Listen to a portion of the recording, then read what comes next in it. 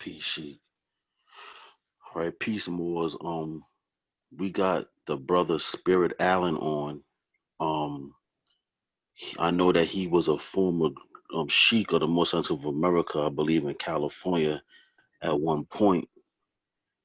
And I don't know if we have any contention now with the teachings of Prophet Noble Drew Ali. We're not gonna put no words in the brother's mouth or anything, but we're like for the brother Spirit Allen to introduce himself and to tell us his position pertaining to moral science at this point, and then we could have a bill on from that point. So, brother, Spirit Allen, you can unmute your phone. You could, introduce yourself. Islam Wars, can y'all hear me? Yes, sir. We hear you. All right, good to hear from y'all more. Peace.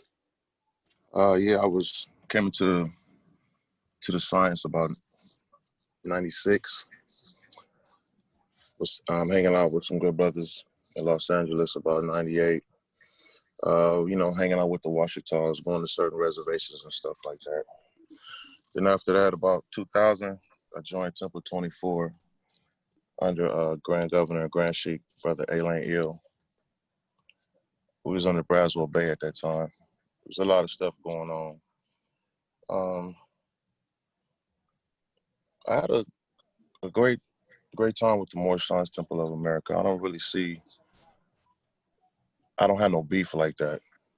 I had a beef with certain Moors at a specific time, but as far as a beef with the Moorish Science Temple of America or any so-called black organizations that's trying to uplift fallen humanity or lift our people, I don't really have a beef with it. The only thing I see is that I started seeing is when it started coming to actual nationality of who people actually are. When I started going into genealogy and I started seeing who my family was as far as documentation and going back as far as I could, trying to find a Moor, so to speak, on my family. And that's when things started getting I started changing up, so to speak, because I started to want to know more about my family history. And my grandmother had already mentioned it to me, but I was not paying attention too much because I love more science so much. You know, you gotta make it to your meetings. I gotta study my Quran. I gotta prepare for each Friday and Sunday. And I'm a barber, so all the people that in my neighborhood that come to me, I have to speak to these people all the time. So in short, I was watching y'all one time on Sonetta TV, and y'all was killing the measure. And then y'all had Turtle Gang with you, and then he spoke. And then when he spoke, I thought it was very interesting. And then for the fact that he started naming everything around where y'all was standing at, and then he wanted to go in his bag and bring out his family documents to prove what he was saying.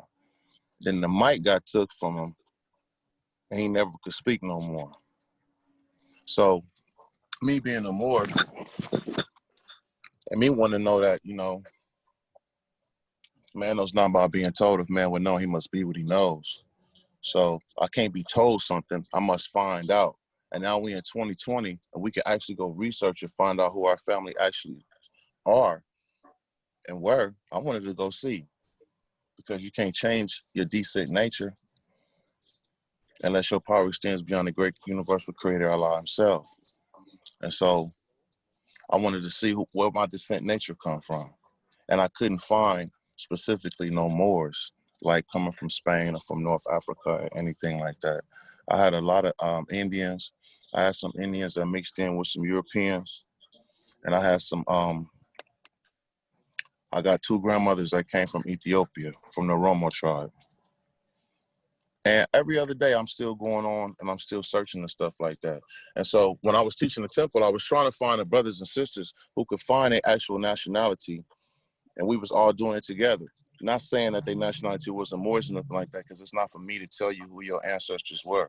But I thought it was very pertinent that we should find who our peoples was. And when I find who mine was, I started having a conflict with the teachings as far as me being a Moor. Islam. Islam. So in your measure,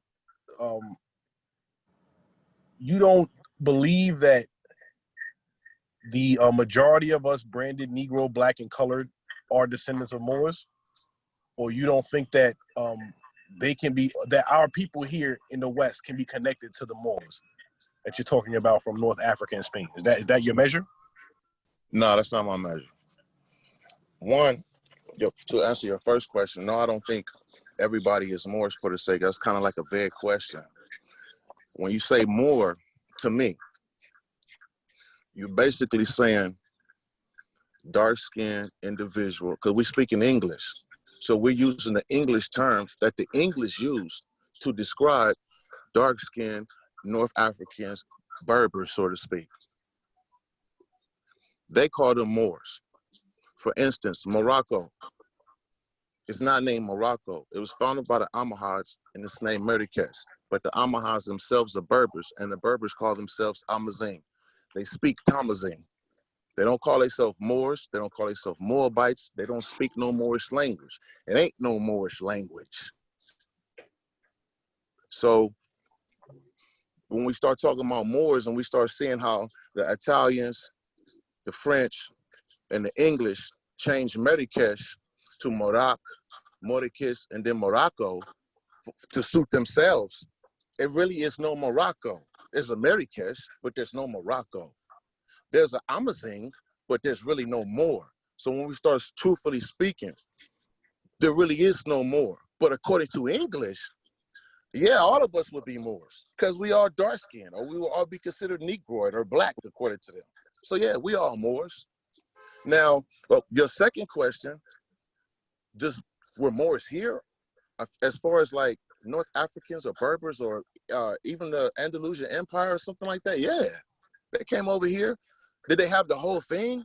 Nah, it's just as if the British came over here and had 13 colonies.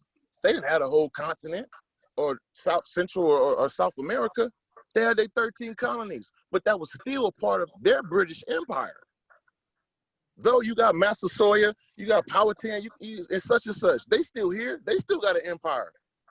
But the British also have theirs, because anytime they form a colony outside of themselves or outside of their continent, or their king has another king under them, they're forming an empire. So when you got Moors over here traveling for ages, setting up colonies and doing certain things, yeah, you got, I wouldn't say the Moorish Empire, but the Muslim empire is over here that they would call Moors because they went up into Spain, into Andalusia, and did their thing up there. But when we start speaking Arabic and we start talking about the Moors in Arabic, to them, that's like a slave. That's the Berber that they came in, the Amazigh dude that they came in and converted him to Islam and then sent him up into Europe as their slave, i.e. General Tyree.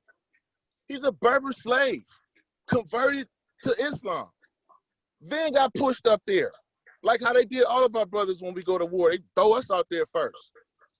Then we went up there and conquered and was doing so good that they wanted to beef with us for our stance. Sold us out. Here we are again. So when you talk about, are we all Moors, it's really vague. It's vague, even according to Noble Drew Ali's history. Because Islam, he's saying that, Islam. Islam, I would like to interject for a quick minute. Mm-hmm. The Brother Turtle Gang, me and him used to have bills for, hours, and I invited him to the temple. He's came to the temple many times, so on and so forth. So one thing I want to build upon is like when you said the term Moor in the English language. And one thing I had to learn is that the English language is actually our language.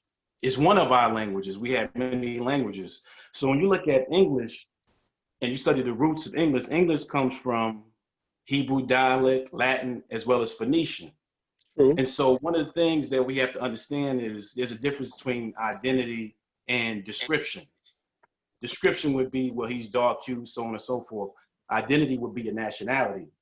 So when you look at the root of Moor, Moor comes from Moros or Moharem, which means Westerner, right? These Westerners came out of where? The land of Canaan.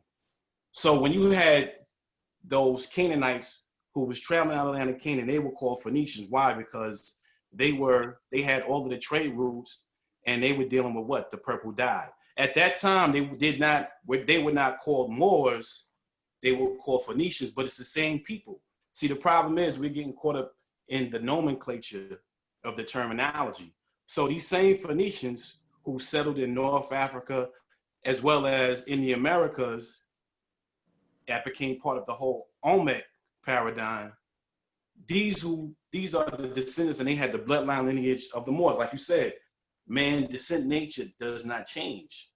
And from that Olmec paradigm, this is where you get your darker skinned ancient mound builders. Even if you study some of the ancient literature on the Watchtower, they said we are one of the same of the Olmec. I agree. You see what I'm saying? So the Olmec bloodline had what? The Phoenician Moorish bloodline. It's just that from the nomenclature standpoint, the term Moor was not used yet, but these were one of the same people because there were many tribes and many lineages of Phoenicians that came and settled and intermarried with these particular groups. Even when you read Black Indians by Loren Katz, he talks about how those who were enslaved intermarried with what? Those quote unquote ancient mound builders, those Indians. So that's how your bloodline lies. So my particular family, they are Katuwa, which was later bastardized as Cherokee, and Muskogee, which was later called Creek, and they became what was known as the Seminole, as well as the Yamasee. They carry the Moorish bloodline. Well, as I teach my brothers, how do we know that? Signs and symbols. What do we see? Turbans. We've seen similar words used as far as the language, the linguistics in the ancient Algonquin. We see what? The crescent, the star, and the moon on the garb of ancient mound builders. And even upon their own admission, if you get the book, it's another piece of literature that I have outside of, I mean, it's all through Othello's Children, but they say, yeah, we have, these particular traders came, and we're descendants of these ancient Moors who came here. Now, the whole thing is when you talk about Islam, you have a difference between Orthodox Islam. Islam, Sheikh, you could continue, but we're gonna have to close out to finish the demonstration. So if you could consolidate your points, so we could close out. You know what I mean? Keep the law and all that. All right. So the last thing I want to say is that before there was Orthodox Islam, you had our people who was dealing with the science of Sufism, going back to the priesthood of Melchizedek as well. So when you're talking about Islam, Islam always existed. It predates, which means peace. It predates Orthodox Islam, which came from the Prophet Muhammad. So you had those who were Orthodox Muslims, and then you had those who were dealing with, again, the science of the priesthood of Melchizedek, you know what I'm saying, Sufism, and as well as the Ansars. So you had the Phoenicians who were dealing with that science prior to Orthodox Islam. And with that, I'm gonna close it out with that particular point in regard to religion versus science and spirituality. We're gonna continue. We're just gonna do the prayer because it's law, and then we're gonna continue the bill. All right. So Sheikh Amir just do the prayer, and then we'll continue the bill with brother Spirit Wolf. Peace. Islam. So we're gonna close out our meeting. Once again, as was just stated, although we're closing out our meeting, we're going to continue this bill with Brother Spirit Allen, and we're going to, delve deeper into this Moorish legacy. Organization. So Islam, Moors. So at this time, I'm just going to mute everyone's mic for the prayer. You can unmute your mics once we begin discussion again momentarily. At this time, those who are participating in the prayer and are able, please face the east, feet on a 45-degree angle, 5 fingers on the left and 2 on the right. Allah, Father of the universe, the Father of love, truth, peace, freedom, and justice. Allah is my protector, my guide, and my salvation, by night and by day, through his holy prophet, Drew Ali. Ameen. So at this time, we want to afford the brother Spirit Allen to respond. The discussion is going to develop as it continues. once we kind of get a measure of where we agree and where we diverge, and start to present, why we perceive things the way that we do. But at this time, I would like to open the floor to Brother Spirit Allen. I also want to preface it to say that please bear with us, because you have a number of sheiks. I know you're by yourself, so you have to be afforded time to respond in kind and kind of bring out your information. But you'll have other people talking as opposed to just one person. But we're going to try to be very mindful to allow you to make as much knowledge born as you have available for the people. Islam? Oh, I'm sorry, Brother Spirit Wolf Allen. Sorry about that. yeah, I'm here. I said Islam. I agree with you. I had stepped away for like 10 seconds. So what did I miss? Because I thought you was closing out. I was getting my No, I had closed out. I had just said that I know you're by yourself. There's going to be other sheiks talking. It's not going to be just one person talking to you. I don't mind. I want to give you the opportunity to make all the knowledge born. But there's going to be other people that's going to kind of talk as well. But we're going to do our best to not over talk one another and allow everybody to express what it is Oh, that of they have course. to give to the people. Islam? Oh, Floor is so yours. was the brother finished? Because I know we had to close, and he was giving a point out. Yeah, I mean, Is there anything else you want to add, Sheik? Yeah, I mean, just to add on, is something I talked about earlier with Walter Plecker. When Walter Plecker was pushing his eugenics ideology, when he was putting Black, Negro, and color on the birth certificates, death certificates, which became the precedent for the country. When they did that, that still doesn't change your bloodline, your lineage. So when Noble Drew Ali established the Moorish Science Temple of America, you had a lot of Aboriginals and Native Americans, quote unquote, on the darker side of things, who were labeled Black, Negro, and color, who came and became members. So it doesn't change your tribal lineage. You still have your tribal lineage, as I stated before, Muskogee, Creek, Choctaw, whatever that may be. The Moorish Science Temple set up a uniform platform for, he said, come all ye Asiatics. So whether you are from the Dogon of West Africa, or whether you are from Chile, if you're a dark-skinned Asiatic, you could come under the temple and proclaim your nationality as Moorish American to be part and parcel of this said government.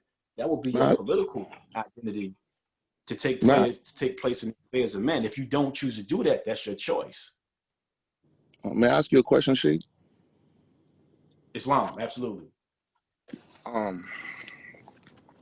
When you say Asiatics, and that when we going from there, like, where do we get that from, right? Because we, according to the conscious community, so-called Black community, that's a thing by saying we're all Asiatics, right?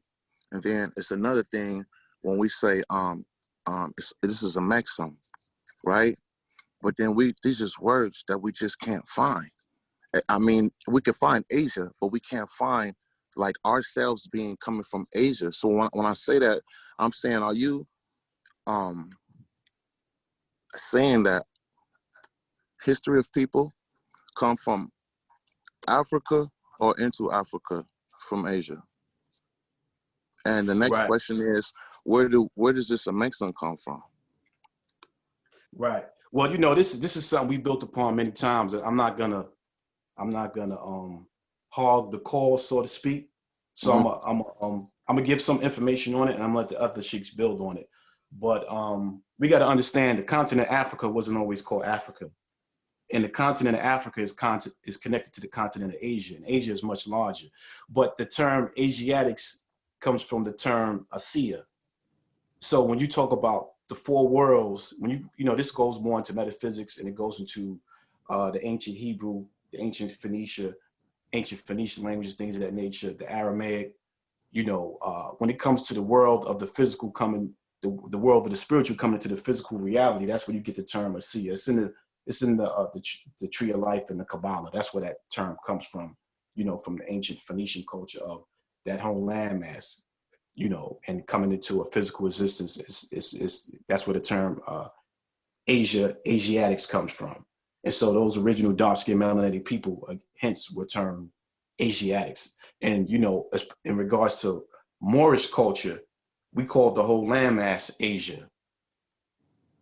So that's why the prophet said, "Come all ye Asiatics," you know, from the four corners of the earth. But with that, I'm gonna let the other sheiks build upon that, because that's something we build upon a lot, and I want them to give their perspective on it as well. But again, just again, the term Africa was called many different terms, but it wasn't. Africa came much later when you talk about Scipio Africanus and Oh, him feeding, and then they called it Africa later on, and so on and so forth. So but again, the only thing that separates that from Asia is the Suez Canal. So it's all connected. It's all one landmass. But I'm gonna let the other sheiks build upon that. Yeah, I agree. yeah, peace, peace. Yeah, we like the sheik said. We did the research and we saw that you cannot find a map anywhere that states that the whole earth is Asia. You Or even know, Africa is all I'm saying. I'm just asking, not even the whole yeah, world, but just even yes, Africa. yeah. So we understand, like the sheik said, that it comes from the word Asaya, which is more metaphysical, what means the world, and that's what the word Asiatic come from. So when we say that we Asiatic, we coming from that perspective, not from like a geographic perspective, because we can't find any global map with the whole world called Asia. But when we studied that particular aspect, as the sheik demonstrated, that's what we saw where the word Asia came from. So that's our Oh, perspective on the term Asiatic. It's more of a metaphysical term than a geographical location, like a geographical term. all right, Sheik. Let me ask you this then. Islam, I Do wanted you? to add one more thing. Oh, I'm I sorry. wanted to Go add ahead. on to that as well. Okay. When you look at linguistics, there's a language family called Afro-Asiatic. Yeah. Yeah. And the reason why there's a linguistic family called Afro-Asiatic is because these languages were influenced by, the same people. And so when you say Afro-Asiatic, when the prophet says in the lessons, in the 101s, he states, where did they go? They went into Asia. And so many of the Asiatics from the continent of Africa, if you understand the geography of the Northeast Africa and Southern Asia, you can only migrate to two places when you're in like the Holy Land, that particular region. You're either going to migrate into North Africa or you're going to migrate into Asia from that region. And so this is what ancient human beings did, and they carried with themselves their languages that were related. So it's the same bloodline of people that are connected, and you could see the evidence of that connection through the linguistics and the term Afro-Asiatic, lumping these languages of Asiatics and African languages as one language family. Islam? Just like you pardon, I stepped away, but just like building on the Afro-Asiatic language, you can use that to trace it, the language itself, see how it went from, of course, from the Holy Land, it came in over there to North Africa, and it came over here even to the Americas, just based off the language itself. Because a lot of the languages or words used over here, some of the customs could be traced back to Asiatics, which we would call the landmass at one time. But even still, even though that Asia, you can compare that, since you remember the Most High Temple, you just go in our first chapter, how you have the different levels. You have Allah, you had the spirit plane, you had the soul plane, you had the plane of manifest. Just how we said that would be the absolute, the Bria, the Yitria, and of course what the Sheik already mentioned, which would be Asaya, and from that that's where we get the Asiatics. Islam, but go ahead, you can go on, Bill.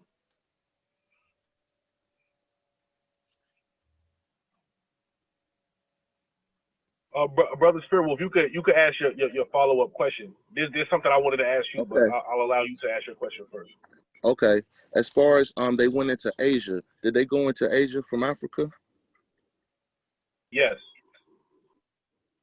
Good answer. All right. Because my brother, we got a school being built over in Bahadir in Ethiopia. And then it's such a conflict because of the money that we raise that they told us, I think y'all dudes just need to start your own country. So we got like a lot of stuff going on. But I'm saying that to say that my brother's been over there for 3 years straight. and we've been going back and forth. He's been sending me some stuff as far as Kush is concerned, right? And as far as the tribes over there in Kush, the tribes is in unison with Kush, right? And they saying that they left from out of there, spread around, right? Did Mesopotamia, India, everywhere. And then after a while, those same Kushites started coming back with a different, so to speak, religions, so like Islam or let's say Abraham in Mesopotamia, the Canaanites, etc. Right? So it's not really the Adam and Eve, the Ham, Japheth, and Shem story. That was all concocted to really take away who Cush was and Cush's inheritance. Because every time he mentioned Cush, I kept coming at him like, that's Cush from the Bible. And he kept telling me, I'm here, it has nothing to do with that. You understand what I'm saying? So when I asked you that question, I was asking you that because of what my people, the Oromos, say for themselves, that they left from there, went back, and that their language, Oromo language, Oromia, is also called Asiatic Semitic language, right? Because of them going back and forth, but they originally started from there. So then my next thing will be, when we say Asia, are we taking, is that basically Akashic? Are we taking the Akashic records and then making them, like you were saying, metaphysical? We're gonna make everything that's metaphysical actual history because of all of the, because of somebody's culture said it? Well, again, when he's going into that, when he's going at that particular information, we're coming from a specific perspective. We're not coming from a Western European perspective. We're coming from an Asiatic perspective. And so our ancient text, if it's referencing the entire planet as Asia, it doesn't matter what another culture calls the whole planet. We're giving you a reference of our own ancestors that said that this planet is Asia. If that makes sense. Well, what I'm saying is I'm trying to find where the ancestors said it other than outside of Drew Ali.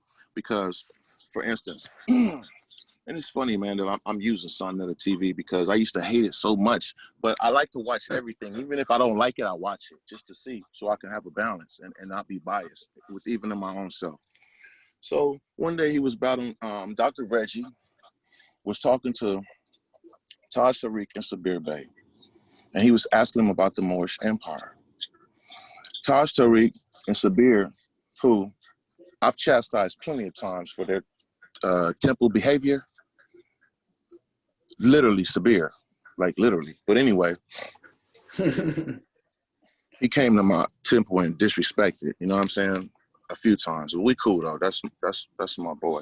But anyway, they was asking him questions pertaining to the Moorish Empire, and everything they was coming with was from our doctrine, from the Moorish doctrine. It's the same such as if I talk to a Christian and they can't answer anything else but really the Bible. I'm not saying it's wrong or bad or whatever, because that's who they are, but they can only answer for that. So as I was watching Sabir and Taj, I started seeing myself, because I'm also a historian, just like you guys. I know you are. You know what I'm saying? So when Dr. Reggie was asking him, he said, what Moorish Empire are you talking about? And they said, the Moorish one.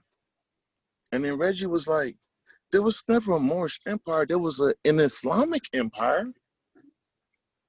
And then he started naming the different rulers of the Islamic empire and their names, where they came from, right?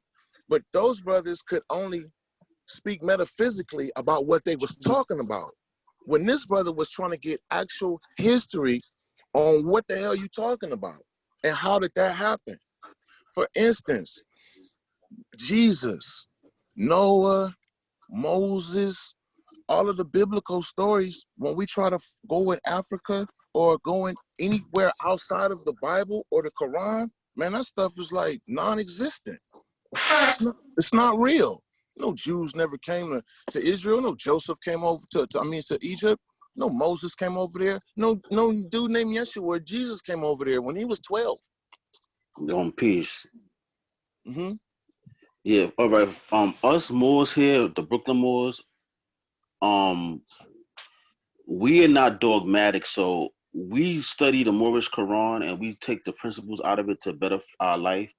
We don't really necessarily care if Jesus really exists or didn't. If they find him tomorrow, it don't change the principle that we extract from the Moorish Quran or the Bible, it don't change anything if they find him, if they don't find him. So we don't really harp on if these people are real people or not. We deal with the principles. So we're not like dogmatic like that, religiously dogmatic to be like, oh no, he exists. We're like, no, we not like that. If you find his body and he exists, cool. If you don't, cool. But we're gonna extract the principles from out these volumes of sacred law, and we're gonna add these principles to our life. That was a cold And statement right there. That was cold. and dealing with the term Asiatic, like we demonstrated, we had searched, we could not find at any point when the whole any maps when the whole world was called Asia. The only thing we was able to find is what Sheikh Sadiq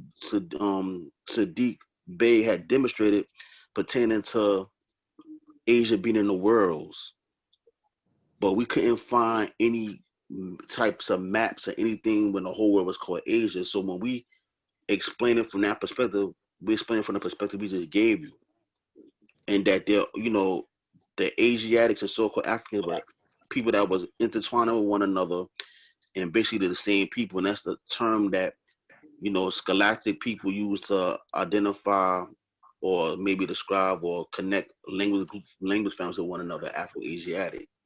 So that's our perspective from that. Yeah, just to add on too, once again, as he said, we're not dogmatic. One thing you have to understand is that the Bible and these holy scriptures and things like that, like specifically the text of the Bible, many cities and many artifacts, many things, many discoveries in terms of anthropology, archaeology, and various different sciences in terms of credible scholarship have been found by the Bible. The Bible is a primary source of how they discovered some ancient cities in the continent of Africa and elsewhere. And so we don't throw out the baby with the bathwater.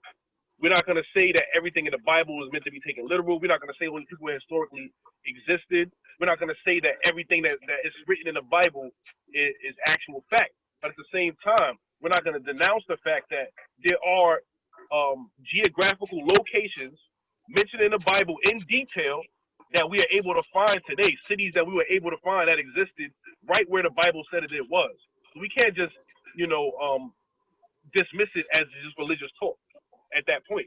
When we see that academics worldwide study the Bible to have an understanding of ancient civilizations. Islam, and also I just wanted to camel back and state that, when you ask those questions to Taj and Sabir Bey, and they didn't give specific answers in regards to the Moorish Empire. From our perspective, we deal with the metaphysics, we deal with the scholarship in regards to the Bible, so on and so forth. But we deal with quote unquote real history, whether it be from artifacts, language, things of that nature. So when you look at the Moorish Empire, you're actually talking about particular dynasties: the Almoravid dynasty, the Almohad dynasty, when Mansa Musa reigned, Muley Ishmael, so on and so forth. So when we're referring to the Moorish Empire, you're actually talking about those particular dynasties that ruled, in North Africa, Spain, so on and so forth. So you're using the term Moorish Empire in retrospect to those particular dynasties. Just like I said, man, descent nature doesn't change. So again, at one time you had these Canaanites, they settled in North Africa, they settled in different parts of Africa. And then you had those who, again, navigated the seas who were called Phoenicians, but it's still the same bloodline. Then there comes a particular time where these same individuals carrying that same bloodline lineage are defined as Moors. So just because now they're defined as Moors doesn't change their descent nature. These are all the same people. It's just like when you're talking about Hannibal of Carthage. He carried that what? He carried that same bloodline. You see what I'm saying? Just that at a particular time, now they're being called Moors versus, and now you have Moors today being called Black, Negro, and Colored. It doesn't change their descent nature. It's the same thing. Again, if you're Muskogee, Creek, Yamasee, Washita, Shinnecock, you have people who carry those bloodlines of being, again, misnomered as Black, Negro, and Colored today. It doesn't change their descent nature. Their bloodline is still there. The features are still there of your ancestors. You see what I'm saying? But it just has been corrupted and misnomered in today's language. And the second thing I wanted just to add on is that when we're talking about, it's funny because one of my partners called me today. He said, "Yeah, I traced my lineage," and it said that I had ancestry in Ireland. So he's like, "Damn, does that mean I'm a white Caucasian?"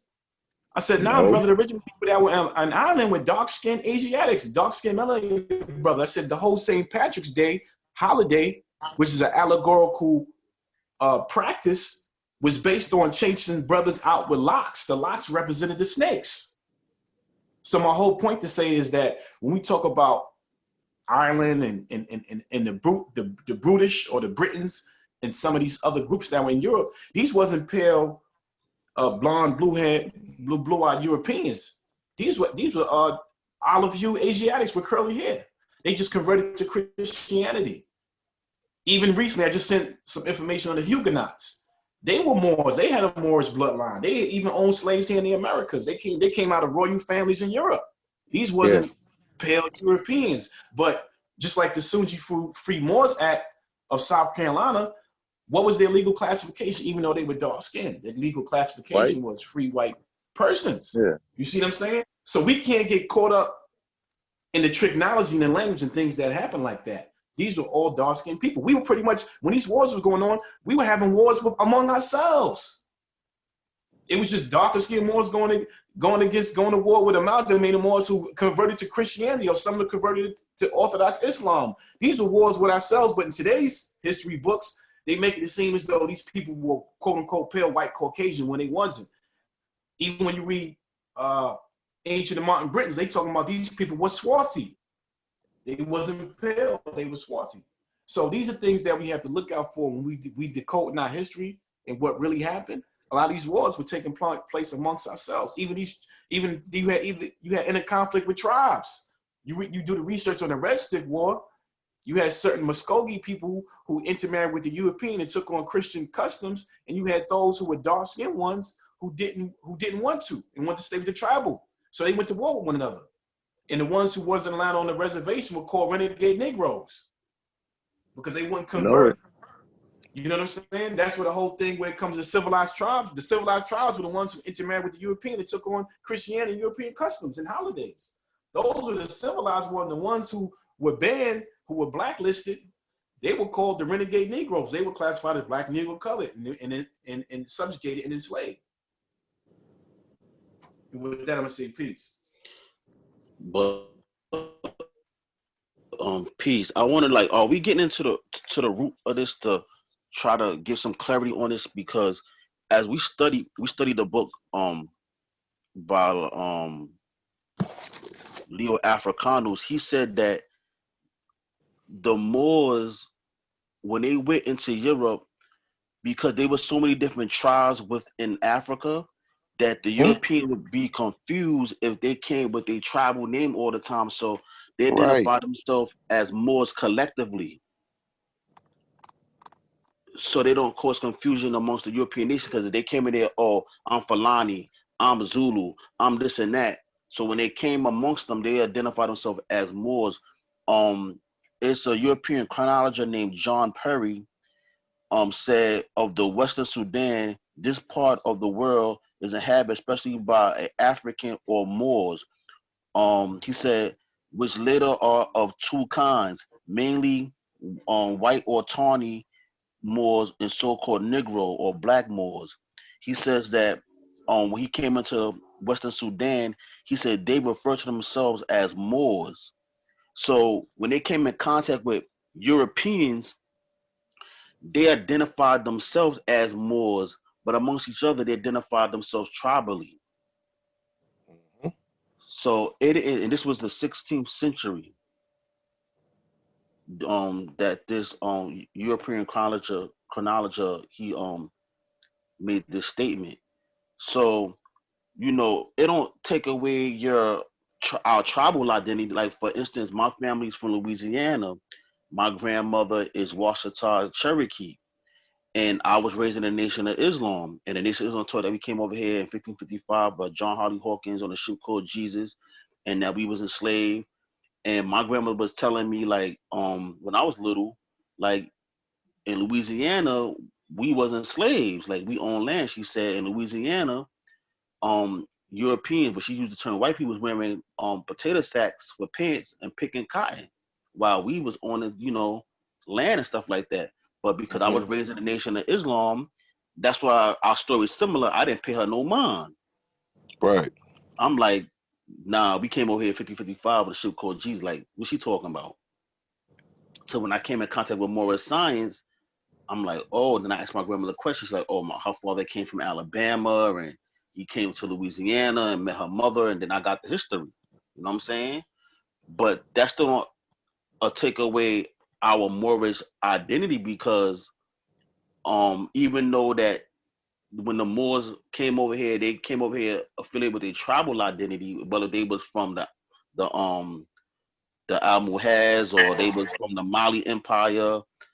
But when they collectively identified themselves amongst European nations, they refer to themselves as Moors as a whole. But amongst each other, they identify themselves tribally. And All right. that reference is John Perry, 16th century European chronologer. And it's It's like, probably most likely you got the book. It's in the book called Golden Age of the Moors, the reference. okay. That's what I got. All right. It's That's what I fine. got the Answer reference. this. So, in short, it sounds like you're saying, like earlier you were saying, it's Akashic or it's metaphysical and it's political. In short, Well, then well, well, I'm saying that our research, we could not find any map with the whole world called Asia. So the only thing that we what could, I'm saying is you gave it perfect. You don't have to explain nothing else. I heard you clearly. You understand what oh, I'm saying? Just try to hear what I'm asking. Yeah, I heard okay, you clearly. So oh, as far as politically, because you're saying that, say like in Africa, he's Fulani, he's Hausa, he's etc. Right? You're right. And then, but when we come politically together, or let's say to a foreigner, I'm a Moor, he's a Moor, she's a Moor, right? That's kind of like what you explained right now. Then let's come over here to America. So you have like, you used the Sundry Free Moors Act. When those guys, they say, I'm a Moor, or the other prince who they sent home, Solomon or whatnot, they say, I'm under this Moorish king because this guy was a prince from such and such, and he's been held for as a slave. You know what I'm saying? He's not supposed to be no slave because I know who he was when he was over in Africa, right? Boom, they let these dudes go. The other guys, like the Sunji Moors, they're like, yo, we Moors. We don't want to have nothing to do with this, with this, with these Negro acts, right? So when someone I would think would be like indigenous or aboriginal, they can go that route because I have tons of cases to where in the 1700s, somebody would take they so-called master of the court and get off on behalf of them. Their grandmother was Indian. And it's like, dude, no. And you were supposed to be over here only working for a certain time, and these cats try to keep you for a long time. But I got about 100 of these cases.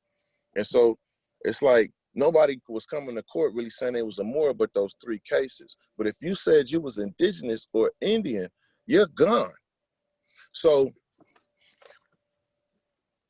now you have Noble Drew Ali in the early 20th century. You have Marcus Garvey, early 20th century. You have the Moorish Zionist cats, like 1899, a little earlier. So the Moorish thing is in the 19th century. It's in the beginning of the 20th century, where it's the soapbox competition, right? Daddy Grace and all these dudes, right? They standing on their soapbox. They trying to, recruit. You recruiting this, you recruiting that. We the Moors. Marcus Garvey over here. We Africans. We all Africans. Go back to Africa. This, go back to that. While at the same time, and this is where the thing that had threw me off a little bit, because one, I start seeing how many, because I have the records on my ancestors. I started, seeing where they lived at, what was going on, what was they driving, whatever, everything they was doing. And I started listening to the things that I ignored. And then I started saying the things how I jumped into all of this, from hip hop to 5% to all of this on my own, and never really asked nobody in my family, yo, who are we? What's going on? Do you know who we are? And when I finally started doing that, I started getting all these answers, and I started seeing the land that was took from us right in our face. As we're getting our land took from us, really getting reclassified as a Negro, Black, and colored, but you really an Indian on your land about to get replaced, because my grandma from Oklahoma, I got that story. I got the North Carolina Tuscarora story. I got a few of them. The Muskogee story. I got a few of them. So it's just like, as I'm reading this stuff, and it's like, you can't, this is your grandpa, this is your great-great-grandma. You can't deny this stuff. So when I'm asking, it's like, why in the hell would some dude come from Jamaica and say all of that in the midst of us getting all of our stuff snatched? Literally. Then you got Drew Ali, he wants to stand up and say, we're from Asia, from Morocco. But my grandma's in New York and in Jersey, and you're sitting there saying this while they stuff is getting took. So then Marcus Garvey working with Walter Plecker and them. He's doing this. He's selling their books at his rallies. He's helping them do their thing. I feel two ways about it, because I have African ancestry too, so I understand that. But I'm saying, like, the people that you disrespecting right there in their face. Why? Because according to Moorish doctrine, there was a great split in chapter 47, right? The great earthquake which caused the great Atlantic Ocean, and it split America and Africa, right? But we inhabited, so-called according to the lessons, before the great earthquake which caused the great Atlantic Ocean. So, look, the Moabites from the land of Moab who received permission from the pharaohs of Egypt to settle in Habit. I know y'all already know this, I'm just saying it. They were the founders and are the true possessors of the present Moroccan Empire, with their Canaanite, Hittite, and Amorite brethren who joined from the land of Canaan seeking homes. Their dominion and habitation extended from northeast and southwest Africa across the great Atlantis, also the present North, South, and Central America, and also Mexico and the Atlantis Islands before the great earthquake which caused the great Atlantic Ocean. So, those that was over here, been over here for a long time, according to this lessons, when it split, what was they doing? They would be the tribes that we speaking on right now. Because they've been over here over 10,000 years. So, yes. Go ahead. I'm sorry. Just for us to like, so just from that right there. So if Islam come later, bam, some Fo Nino brothers, Islamic Moroccan Moriscos is deciding that they're gonna let Columbus use their ships and bring him over here. These four brothers own their own ships, pilot and everything, right? Come on, I'll take you. So you got a Muslim Christian, the Christian Jew boy, all come over here. Now they're pushing their stuff. You got the King James Bible coming in 1610. It's like you got all this stuff coming. It's like to try to take out this new world or this heaven over here, in short. So what I'm saying is, which Moors are we? The ones that was already here or the ones that just came? They mixed together. Yeah, Islam. Let me go into some. I want to touch on a couple of things. So I'm gonna share my screen so we can get at. Cause I think that this discussion right here is really a discussion to be had. That's a good one. we're I think we're all on one accord that the people from North Africa and what have you, Moors, right? The people from 711 AD that went into Spain and went to other parts of Yes. Europe, those are Moors. But the issue of contention is over here in America. So the first thing, before I even go in, I want to ask you, is the proper term for the collective group of people here in the Western Hemisphere Indian? Or is that a misnomer? Yes, it's a misnomer, but it is the proper term. Okay, well, that's oxymoron, because you can't be the proper term and a misnomer. It's either the proper term or it is a misnomer. It's like the same for me. It's the same for me saying it with more, because there ain't no more. Let me finish. Let me finish right fast, just so we can finish it. Let me get my thought out. Why I say it is because we know. Let me just say this: Indian is a European term, just the same as Moor. Sorry, Moor is not a European term. That's not true. Now, the brother already he gave you a source already. Islam.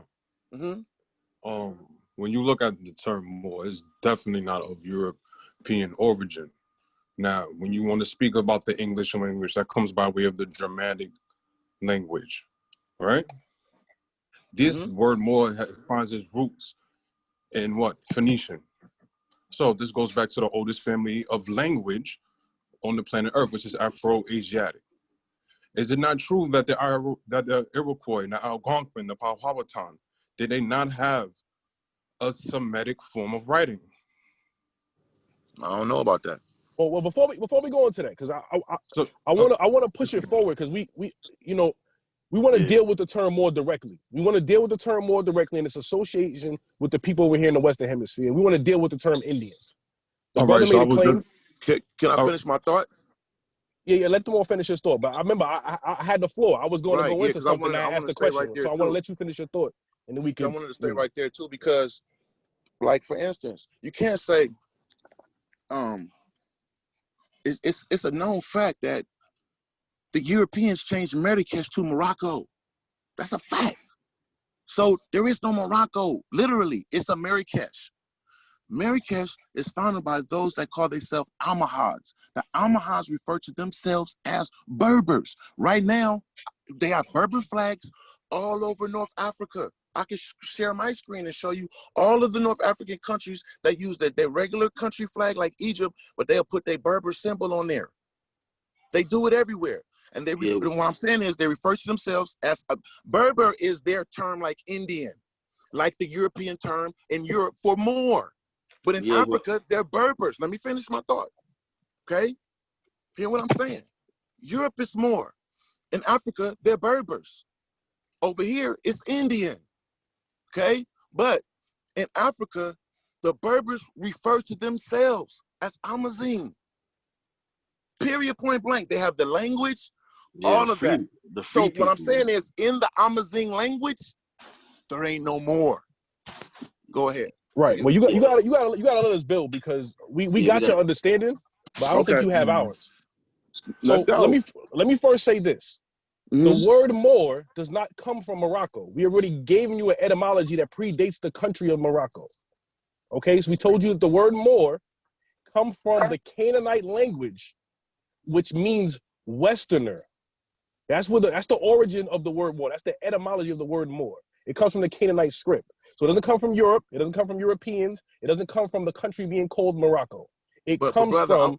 I would have to ask you, what does a Canaanite script have to do with a Muskogee man? I got you. You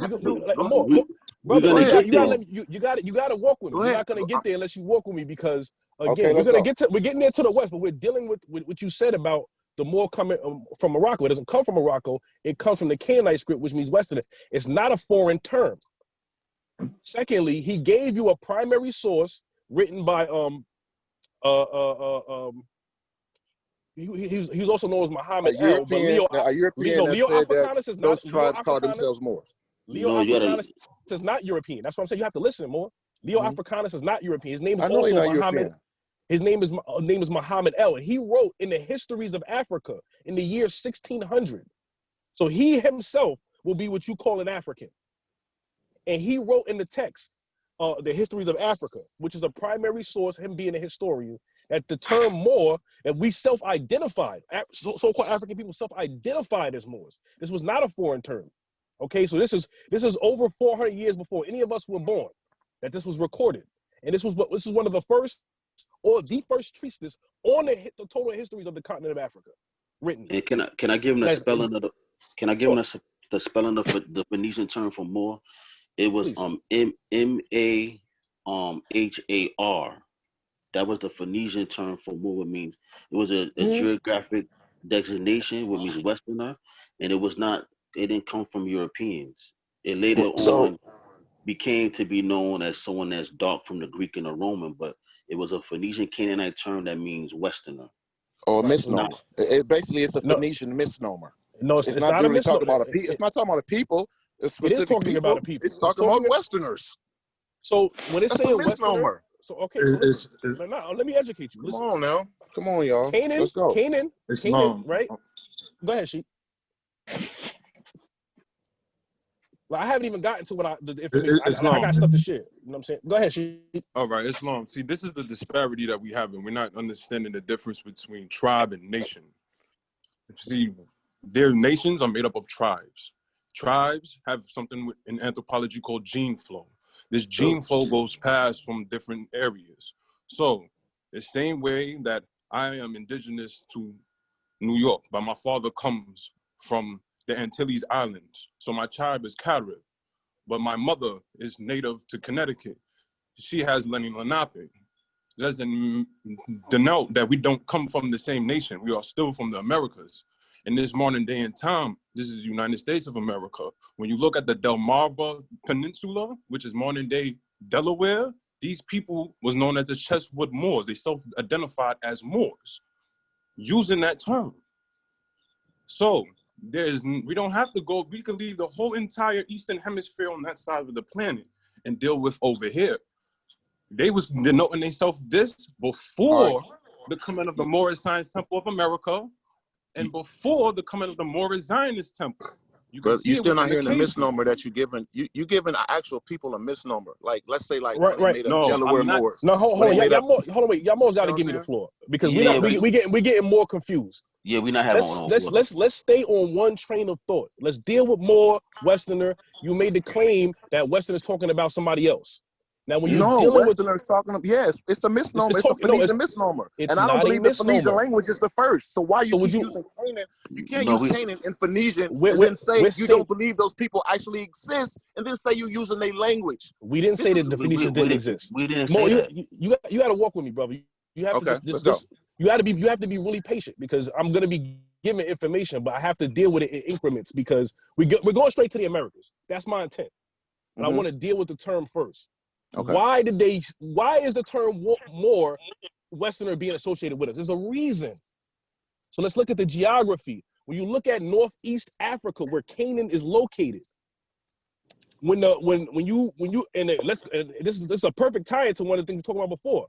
When you talk about the armies of Joshua that's recorded in the Bible, kicking out the Canaanites, expelling the Canaanites of surrounding nations and tribes, that was recorded by several historians centuries apart, talking about a pillar that they found at Tangiers, saying that we, talking about the Moors, are descendants of Canaanites who fled from Joshua, son of Nun, or Joshua the robber.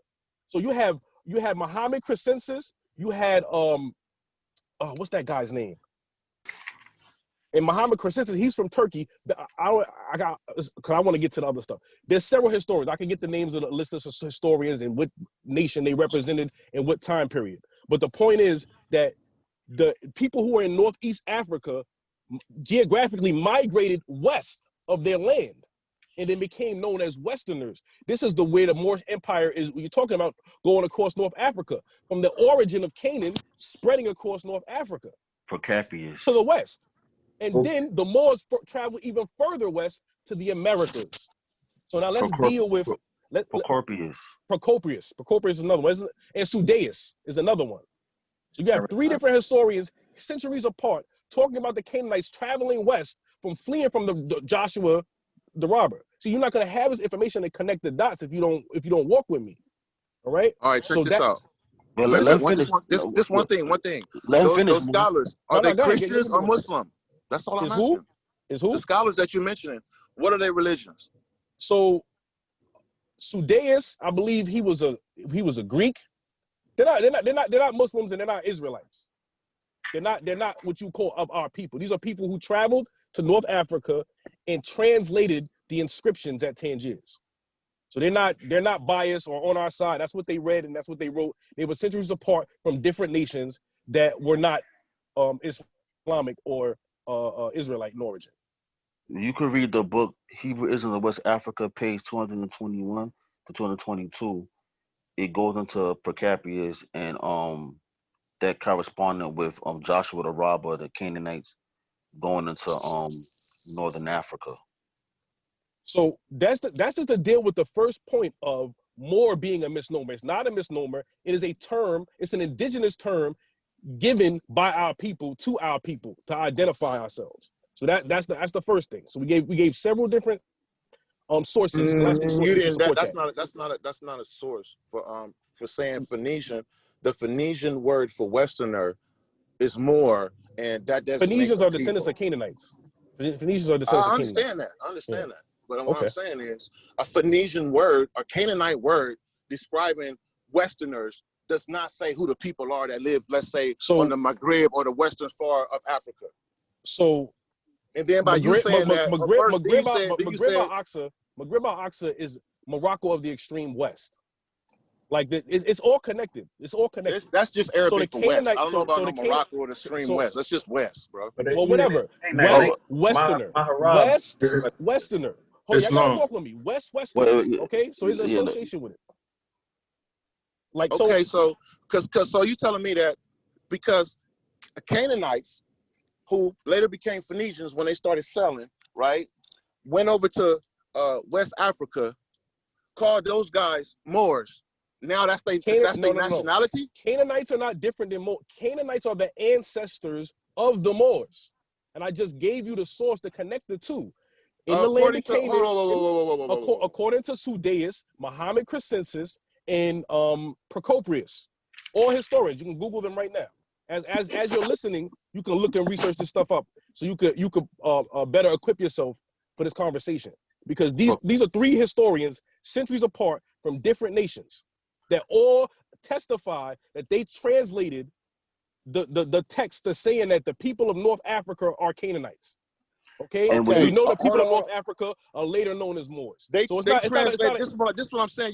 Y'all gotta watch when people are trying to explain biblical history, because all the biblical narratives is false and can't be found. This is not biblical. Let me finish my statement. When you have people that's trying to explain history according to biblical knowledge, bruh, and then you say that they went and got, and where is the copy of the transcript that they said that they got it from? Because I looked for that pillar that you're talking about, never found that. So now I got to go through, now I got to listen to what some scholars say, right? Right. About what was there? Yeah, So I get what you're saying, but check this. The pillars were never recovered. These are not this is not an artifact that I'm explaining to you. These are historians who recorded similar writing. Their translations were similar.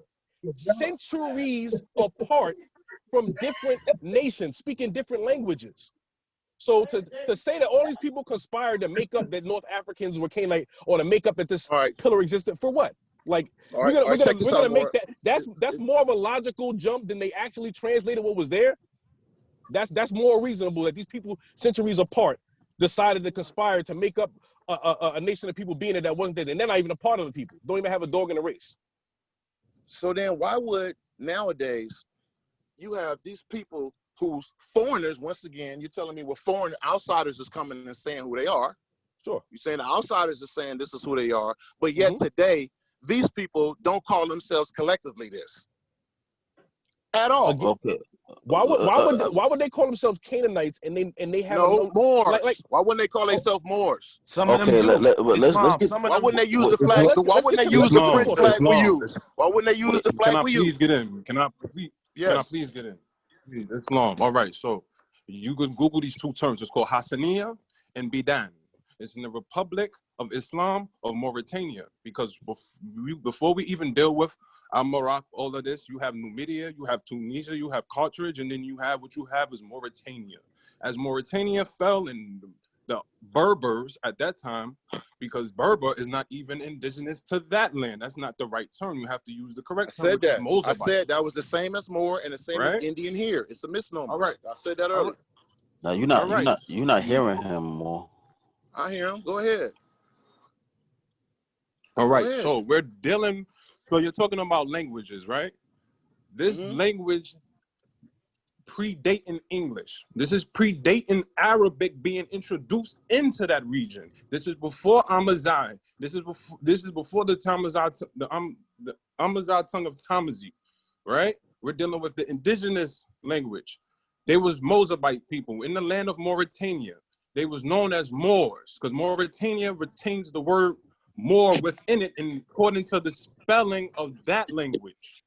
So as time developed, language changed, language spread it on, it took different connotations depending on the interaction of the neighboring country. So at this time, these Moors, these Mozabites coming from the land of Phoenicia. So we're not dealing with nothing biblical.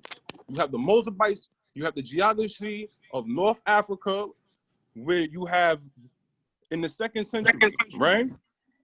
BCE, you have Numidia, and you have Mauritania, Carthage as a city-state, and did not imply the extension of land area. Then you have the Tunisian Peninsula.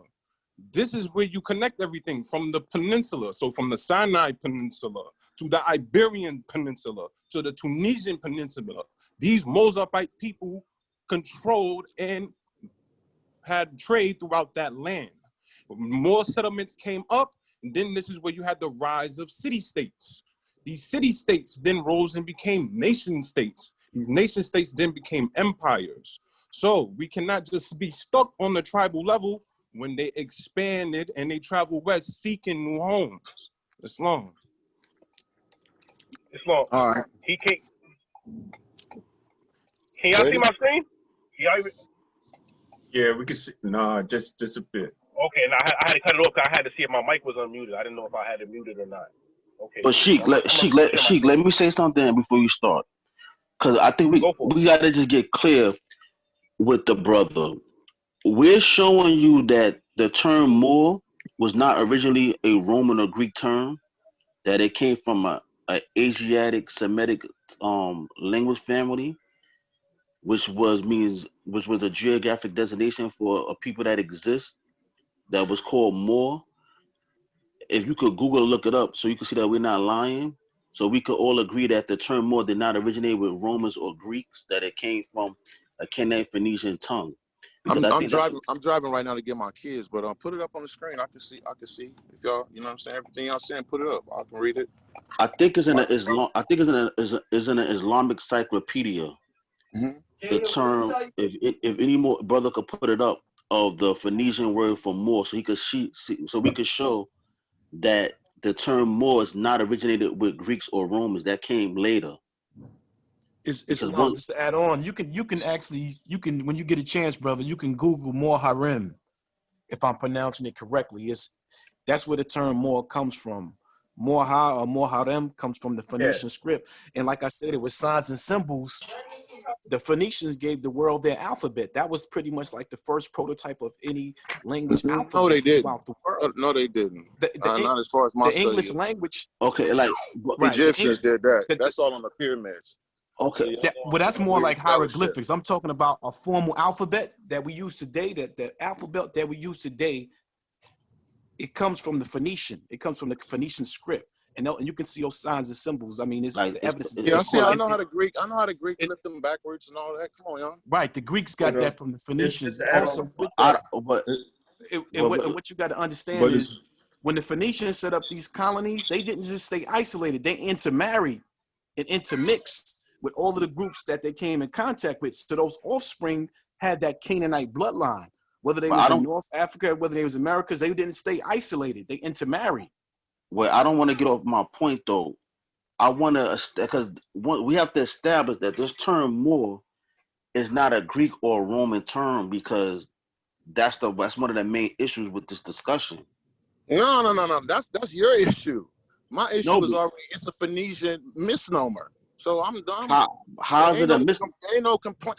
But What you mean? It's a Phoenician where Phoenicia is not West Africa. Stop saying they're the same people. Don't say that right now. Phoenicia is not West Africa. Okay? So just because the Phoenician applied more to West Africa, don't make the people Moors. Like, what are you talking about? Nah.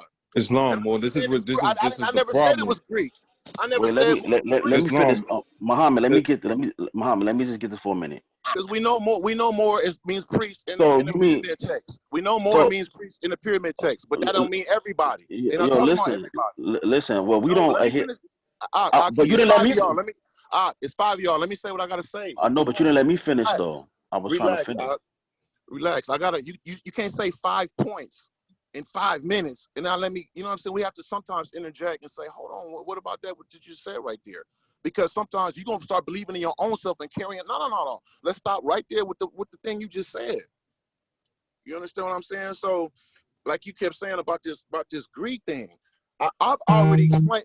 I've already proven by fact. Morocco ain't Morocco. It's Marrakesh. Those who founded it were Amazigh. Ain't no more in the Amazigh language. They don't call themselves Moors. You know what I'm saying? Only figuratively speaking to maybe one of us. You understand what I'm saying? And it's like the misnomer, Moor is a misnomer. Once again, just the same as Indian, just the same as Phoenician. Because the reason when you asked me that earlier, I was saying why we would say Indian is because when we made treaties with certain people over here, they would say the name of our tribe, and then they would also say the Indians. So that was on the treaty. It wouldn't say natives or nothing like that. They didn't say Moor or anything like that. The only treaty they got over here with Moors is some maritime stuff that ain't got nothing to do with jurisdiction. They didn't give no land to nobody. There's no longitude or latitudes where Moors gave anything to nobody. Nothing.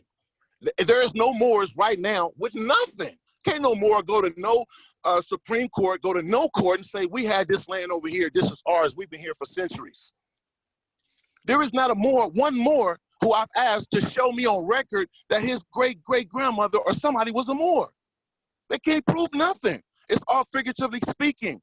Metaphysics, which I have no problem with because I think it's the dopest school in the world if we use it as that. But for you to try to say that Moor is not a misnomer, it's actually a nationality to who? Not to nobody in Africa, not to nobody nowhere in the world. It's a misnomer, a European misnomer, period. So again, we gave you several sources and we made it connect to the dots. You pretty much reiterated what you said without dealing with nothing what we said. You didn't deal with you did deal with the fact that Muhammad El, aka Leo Africanus, who is a person of African origin, said that they self-identify with Moor as Moor. That was a historical text written in the year 1601. You didn't deal with that. You didn't deal with the he fact was speaking that as a Roman, like the other brother named Tunisia, Mauritania. No, you asked to let you build, right? And we gave you the floor for that. I'm enumerating the things that you didn't deal with in your response just now. So to reiterate those things is going to be, it's not going to be productive. We try to focus in on where we disagree. So we provided a historical source. It's not a biblical source, Leo Africanus, right? A so-called African, if you want to use that terminology, who said that the inhabitants of all of Africa, or dealing with the histories of Africa, identified themselves as Moors. Then we gave you the language in North Africa where it originated from. All of this, everybody from Africa. Yo, Moore, why you keep on cutting them off, Moore? You gotta let me build. Go ahead. I didn't say that. I said Leo Africanus said that. Follow me, boy. You gotta work with me. Go ahead. I gave you the source. So if you don't agree, you can pull up the text that we're talking about and get that excerpt. Or however you want to deal with that particular excerpt. If you want to dispute that particular source. But let me continue. We showed you that the word Moor originated in North Africa, and it predated the Arabic language. It predated the group of people who identify themselves as Berber or Amazigh. So, and we gave historical references to show why that term was applied to people west of the land of Canaan. You didn't deal with none of those things. You just reiterated everything that you said. Brother, because you can't say that. How do you give a date to the Amir, Amazigh? we don't hear you that good, so you gotta Okay, fix hold your on. phone. Can you hear me? No, not you, more. We talking about Amir. Oh. So, Yeah, so, how do you so give a date to the Amazigh people? Like, what do you mean? How do you say that this predated them? What are you talking about? oh, okay, Sheikh Muhammad, go ahead. You could answer that, Sheikh. You can give him a Islam. timeline since he wants a timeline. All right, so we're dealing with the word Berber, right? Where this is the term that resonates with you, okay? What language is that? No. That's not the stop. I said that's the misnomer that they all choose to go by out there themselves. They call themselves Amazigh. Muhammad, They all call themselves Amazigh. No, Muhammad, just make your point, because if break you it keep down. on, All right, the because point if you of the go matter back, is, all right. Point of the matter is that language that was being used at the time recorded with the Amazigh comes by way of the Semitic language. When you use these same letters, the same lettering is through transliteration, because we're talking about writing. There's a difference between translation and transliteration. It translates to the same word consistently. So as the same way with our religion, peace, whether you have salam, shalom, salem, peace. Mar, mari, maharen, more. When it gets to the Germanic, it's M-O-R, more. Now you starting to see where it goes back. So the oldest language, super language family is the Afro-Asiatic language, period. This is where this word is coming from. So it's coming from the most ancient of language and then been carrying throughout history.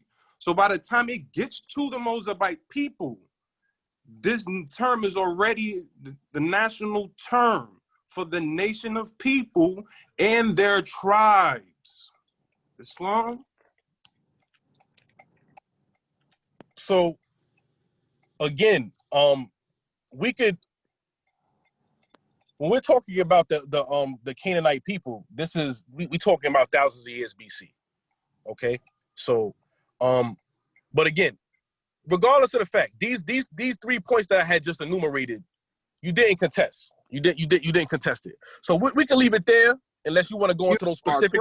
Unless you want to address those specific arguments, we can leave it there and move on. That's great. It's like y'all so indoctrinated, y'all can't even see what's going on. It's cool. You'll see afterwards. But brother, I'm asking you. You guys will get it. Again, no. We gave 3 sources. You gave no counter sources, and your counter argument was your original argument. It wasn't a new argument. You didn't deal with nothing we said. Did you deal? All right, let me ask each one. Did you deal with the etymology that we gave of more? Did you directly deal with that? What was your answer to that? That was too simple. That was too simple, brother. Hold on. Excuse me. Just relax. You never gave no etymology. Like your etymology of naming all of the Moorish places all over the world don't mean everybody's Moors, brother. Yo, listen, we gave an etymology. Brother, hold on. We gave an etymology. You're saying something that's not true. We gave an etymology. We gave the origin of the word. We said it came from Canaanite. We said it means Westerner. That's not proof to me. That's not proof to me because it came from Canaan. You said we didn't give an etymology. We not again. You said we did not give an etymology. We gave an etymology. You didn't refute it. Did you refute it? I did 10 times. It's long. So hold on. What was your Muhammad, answer? let Amir deal with this right now.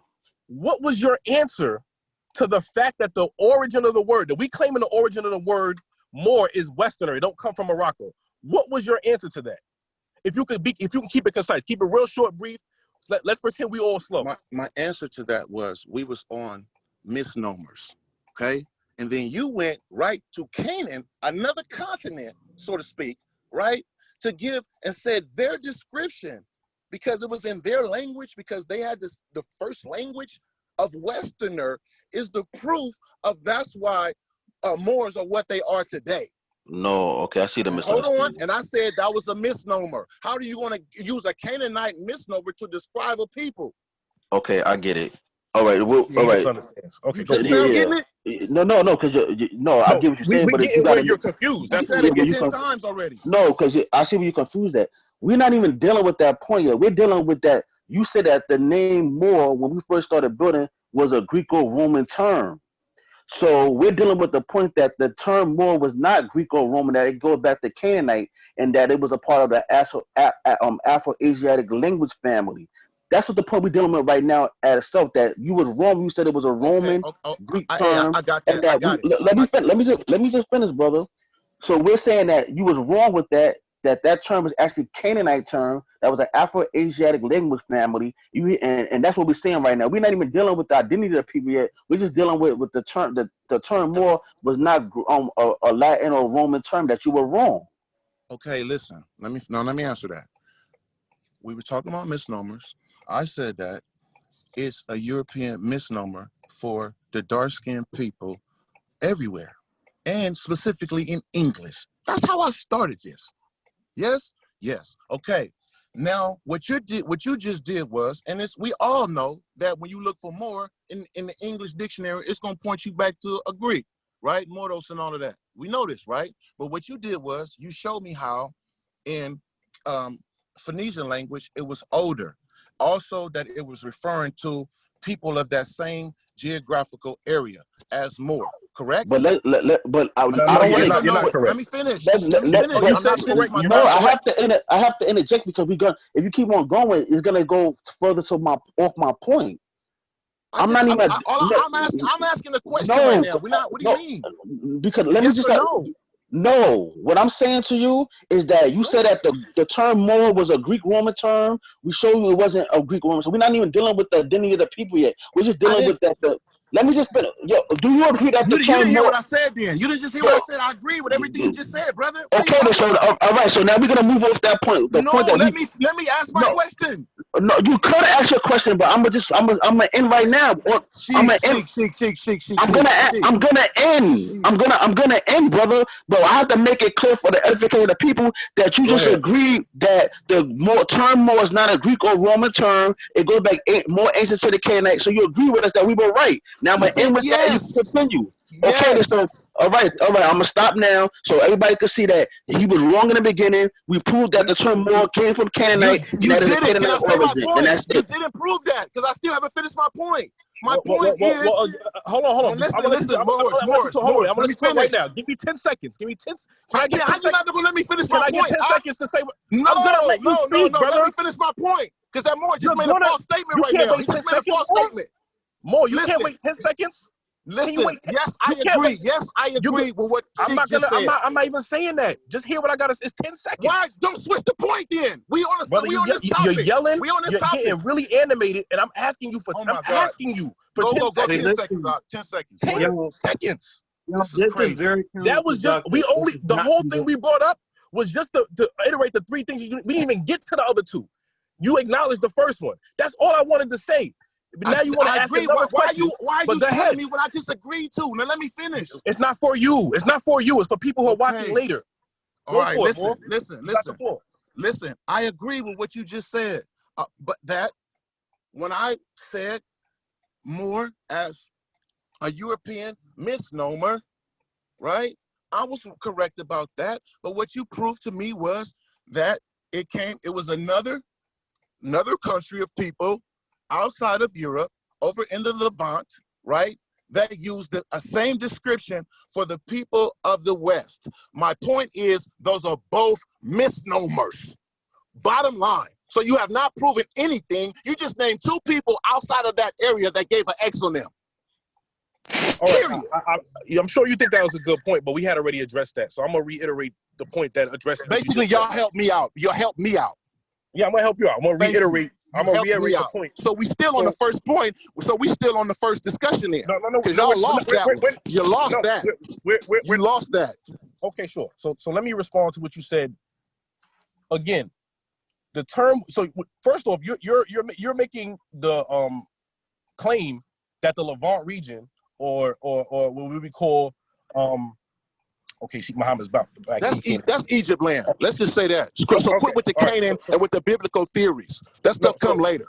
Okay, no, That's I understand. Right. Okay, I gave it to you. I'll let you rock.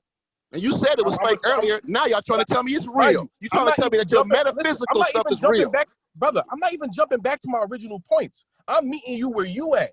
I'm responding directly to what you just said. So you have to have the patience to hear my response in order to refute it. You can't refute it before I say it. So again, we're going under the presumption, or as I say, you're going under the presumption that the land of what we call Canaan, the land we call in sometimes the Levant, Mesopotamia, that whole region, you're going under the presumption that is what continent? Asia Minor, that's what they call it now. In ancient times, it could have been Africa, but right now it's Asia Minor. You know what it is. What continent is it attached to? What continent is it a part of? Asia. And what makes it a part of Asia? What makes it a part of Asia? I'm asking you because I'm about to. What would make it a part of Asia is what people say in modern times. According to my theory, it's a part of Africa. And all of that is still Africa. So then we agree that it's a part of Africa. Let me help you out, though, brother. Let me help you out. Why would it be Asia and not Africa? Okay, right. So why would it be the Middle East? Where's the Middle West? Where's the Middle North? I don't care. Where's the Middle South? Making that up. I don't care about that. What is your question? That was a rhetorical question. I'm asking that to make a point, which is that is what's called hold on, just listen to me, a geopolitical term. It's not a geographical term. It is a geopolitical term. Political term, meaning it ain't real. Exactly. Go ahead, keep going. So we already agree that geographically that region is part of Africa. So that we're in accordance with that. So saying that it's a foreign people, and again, these people that were in the land of Canaan, according to the biblical text that was later verified by the inscription found at Tangiers, recorded by these historians that I've told you about, that maybe you'll have an opportunity later to sit down and read about and didn't really get my point. I got all of that. No, I've been Batuta and all of them are. So according to these men who lived centuries apart, that they independently translated from different nations, independently translated and stated that these people were descendants of Canaanites, and they were west of where they first were, and they formed what kingdoms later became known as Tunis, Tripoli, Tangiers, Morocco. That's North Africa. So these people who were once Canaanites, that the historical event that was supposedly happened in the Bible, that was verified by these historical writings by historians, not theologians, okay? Not theologians, not people who come from the same land, not one of our people, not one of a specific faction or whatever have you. These are people who didn't even live in the same time, didn't even live in the same land, and all recorded the same event. So these are sources. Nothing you have refuted scholastic. Man, this is not. So listen to the tape. So listen. Okay, can I answer that? Hey, earlier I asked you, did we go into Asia? I said, did we go into Asia? You said, yeah. I said, from where? You said from Africa. Now you're telling me that we coming in from over there back into Africa. You asked me, can I say something, and you didn't even let me respond. These are two different time frames he's talking about. You gotta let me at least say, just to have some order. Let me just say this, and then you go. Different time frames. I asked y'all earlier, which one are y'all? When it's split, all over the place. The ones that were still over there 10,000 years ago. Let's go back to your original point. Amir, stay on your point. Amir, stay on your point. Your original point was that it was stay on your point. This is what you said. I was mistaken. It wasn't Europeans who basically gave this misnomer. It was some other foreign people who now you acknowledge in your own measure are African in origin. But let's just say, for the sake of argument, that they were foreigners at one point. That they weren't African. These people migrated into North Africa, as the sources that I provided for you state. Oh my gosh. They're not so. And again, these are the the same people that you call the Amazigh are descendants of these people. Where would these Tangiers inscriptions be? Can I explain? Let me explain to y'all how I threw y'all in the loop, and when y'all come back, y'all gonna be able to see. Okay, y'all gonna be able to see. I asked you guys an hour ago, which one are you? The Moors over there, or the ones that separated 10,000 years ago, like it say in the Quran questionnaire? That was about 10,000 years ago. Islam, we answered that, brother. He said we're both. I explained that before. You're giving me biblical knowledge from 6,000 years. That has We're nothing not to do giving with you not even your talking brother from the Bible. Because listen. remember I was sharing my screen. Hold on, remember I was sharing my screen. I got you. I just want to say this. When I was sharing my screen, I was going to the Americas. The very first link that was on my screen was dealing with a Native American tribe. And I was going to connect the Moors over here, but you didn't have enough patience for me to get there. We wanted to deal with the term first. We're still going to get there. We're still going to get there. Because you're giving biblical knowledge. You're giving Phoenician history. But okay, so like I said, we're over here 10,000 years ago. So that history has nothing to do with the American Moors that was supposed to have been over here 10,000 years ago. So we're going to go to the American. Islam Moor. Let's go to the American Moors now. Islam. Go ahead and we'll go to the Americans. Y'all on a whole other continent. We're going to deal with it. I said we was going to the Americans. Brother, we right on time. We right on time. Wait, we gotta deal with the American. Wait. Let's get some order. Y'all gotta give me like 3 minutes. Let me walk to the door. Okay. Get yourself together. I'm gonna go get my son. I'm gonna be back in less than 5 minutes. We've been together. Wait, Amir. Wait. Muhammad. Wait, Sadiq, let's get this in order because the brother understand. Amir, don't even go into that tribe yet. Go into the article that you got from Barfield Bay. Oh, you talking about with the Maroons? Yes, that's them over here. Let's deal with that. Let's get this order because the reason you're not understanding. We have to walk with the prophet. The prophet walked us from the land of Canaan into North Africa to the Americas. So you not understand that we walking in the footsteps. He wanted just to skip all that history and just go into the Americas. We was walking a certain walk. But the whole thing is, in the beginning, he agreed with me. I said the Olmecs are one of the same. And from the Olmecs, you get those ancient Aboriginal tribes, the Muskogee, the Creek. And he said, yeah, I agree. I said they carry that bloodline lineage of the ancient Phoenicians who later became known as Moors. They all have that ancient Canaanite bloodline. And he agreed with me from the beginning. So now we talking about the Bible. I ain't mentioned anything about the Bible with that. And the thing about it, he just said that Canaan is Africa, but then he want to say that it was a foreign people that named the North African people that, but yeah, Canaan and North Africa is Africa. It's separate, right? But now it's separate when he wanted to be separate. That's why we don't got to keep dealing with it because that's already recorded. So now all that remains is the Americans because we already knew that was a disconnect. But we got to reiterate that for the people so they can see that he said that Canaan and Africa is the same land, but then later said that it's foreign people that named them that. Right. And we know that Canaanites and Hamitic people are the same people. He agreed with me when I said that the only thing that they try to say separates the two continents is the Suez Canal. It's all connected. It's all one landmass. He agreed with me. So now he can't backtrack and say they foreigners when he's saying it's all one landmass is connected. You know what I'm saying? But I guess that's his you got the Manefa Stela identifies how the people look like. Right. Their clothing and everything. And who they were. These were dark-skinned Asiatic people, so-called blacks.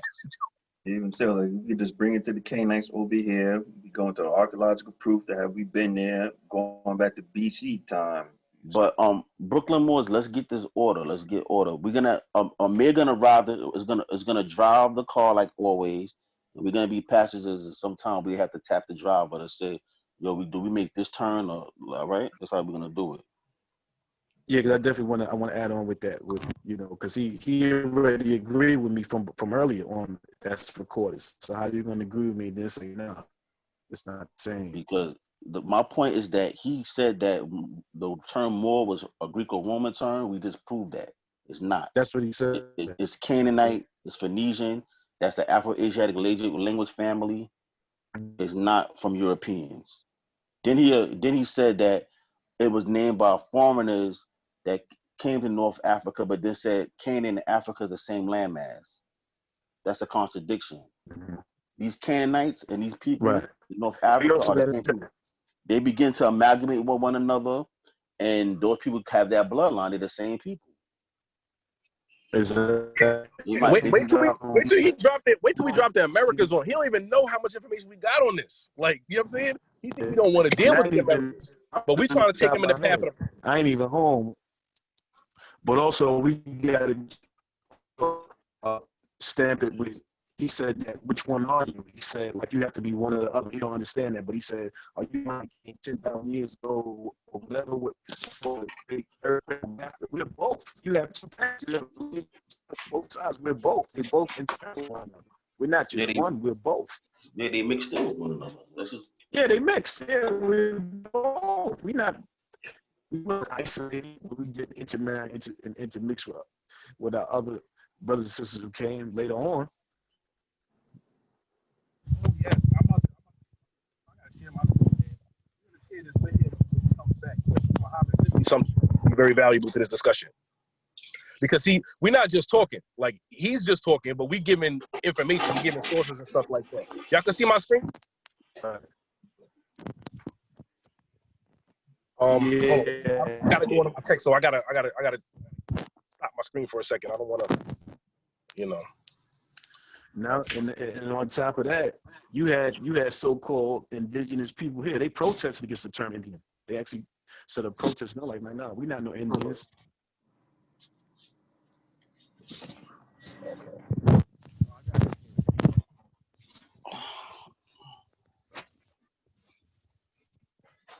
That's crazy how much all the references we gave and sources we gave, and somebody give their opinion and feeling.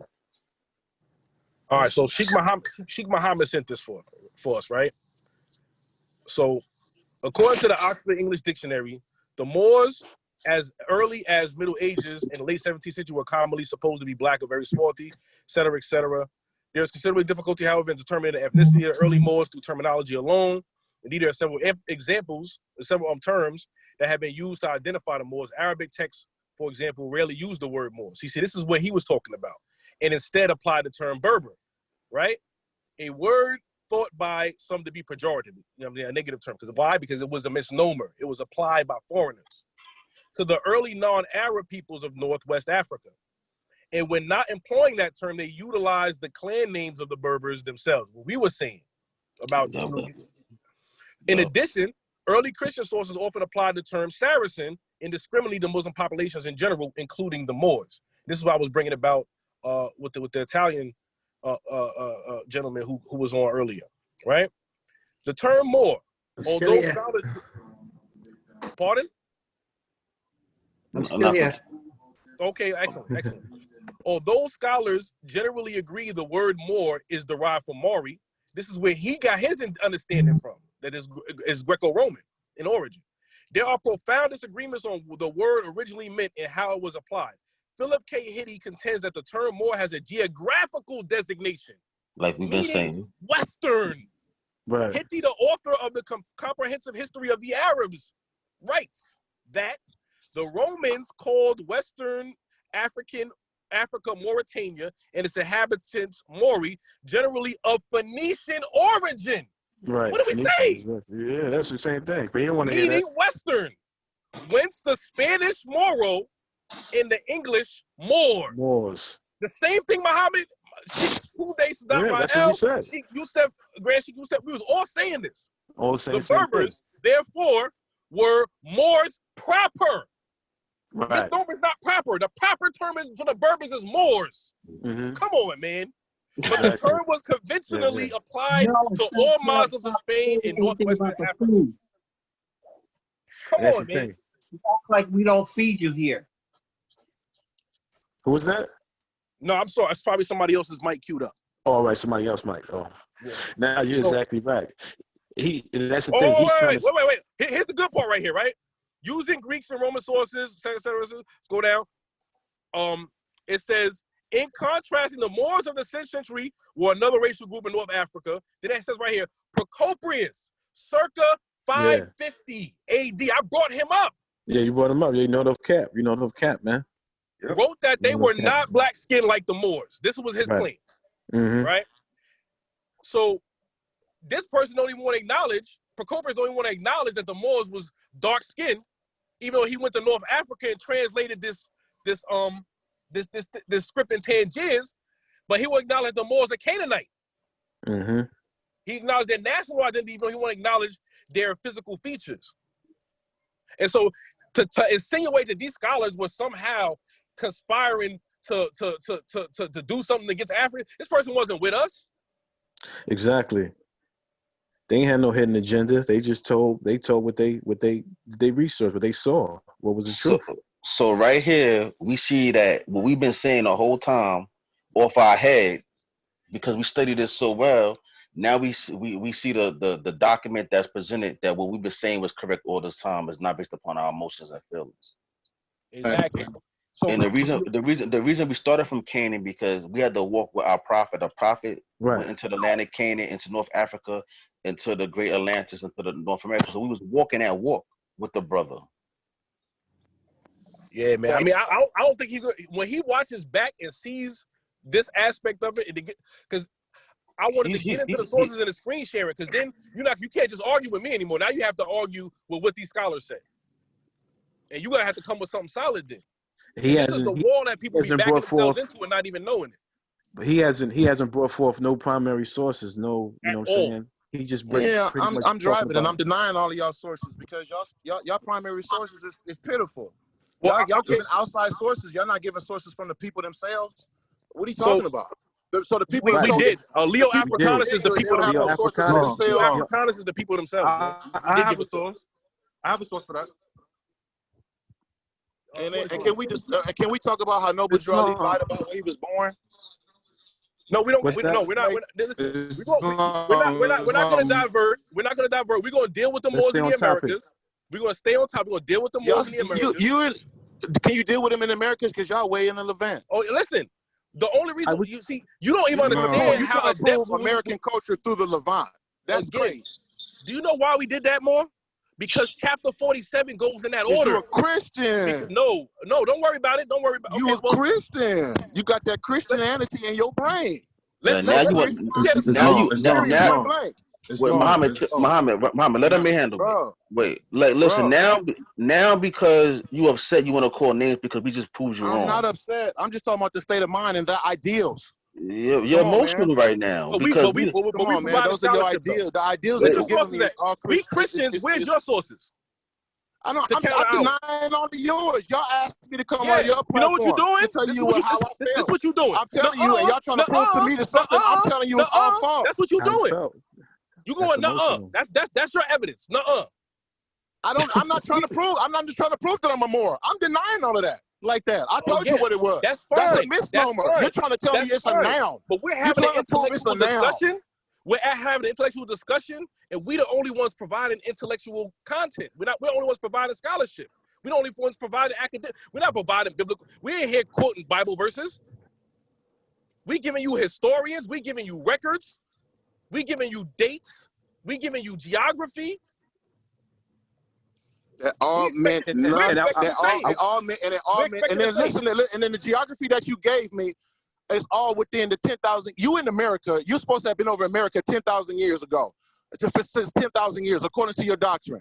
The Bible, according to the Bible scholars, the Bible has only been around 6,000 years. Yeah, we're not even talking about the Bible. How are you older than the biblical history, but you're giving an example from biblical history? You make no sense at all. Because according to your own doctrine, you've been here. You haven't even been over there. That's not true, man. That's not true. Islam, brother, earlier when I was giving you a demonstration, you agreed with me when I broke down how the Phoenician bloodline is within the Olmecs. And from the Olmecs, you have those tribes who descended from the Olmecs, such as, quote unquote, the Muskogee, the Choctaw, the Washita, who said they're one of the same. That's where the bloodline lineage of the ancient Canaanites of nations go. Yeah. In here into the Americas, and that's something you agreed with me with. That's cool, but that's not everybody. That's what I told you. Just like a colony, it's like if they came, just like how you got some Moors that had a shipwreck, and then those Moors, they blended in with the Aboriginals here. Now all of a sudden, all the Aboriginals are Moors because these 7 wrecked Moors blended in with the tribes. Hold up, brother. Let's back up a little bit.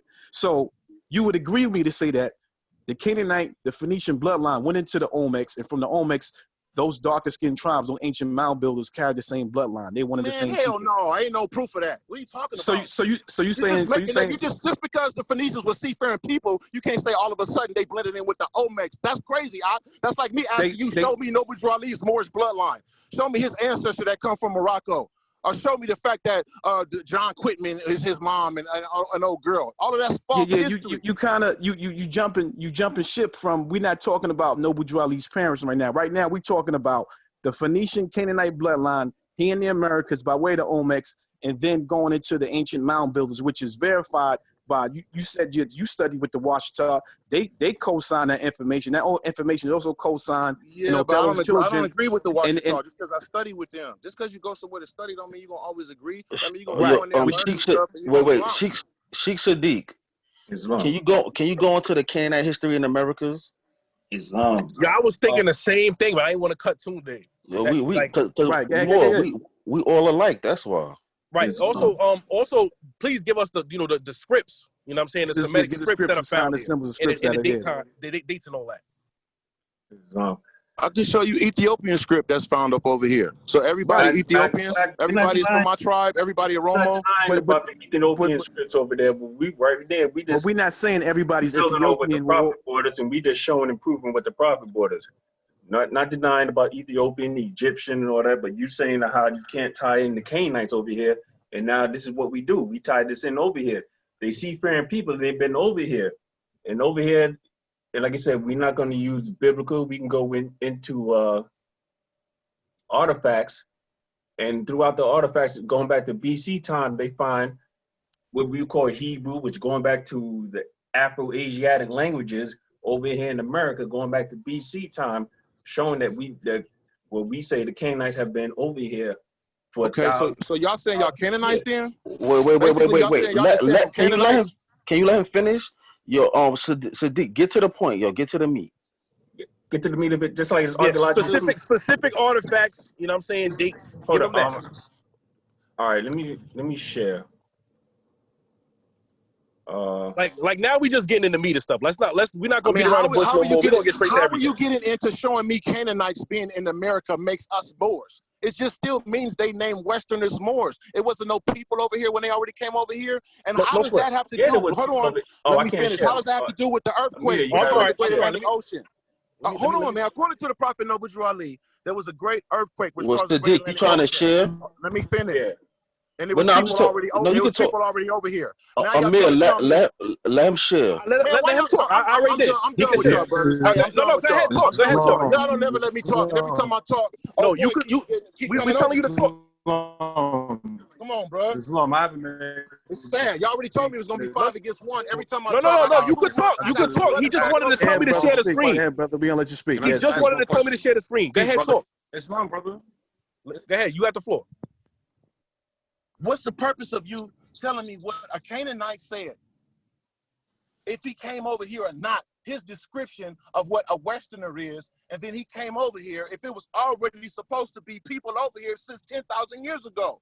And how are you even using that? And we already been over here 10,000 years when the biblical history of Canaan and all of that stuff is under 6,000 years. That would mean that the people in America was older and already over here.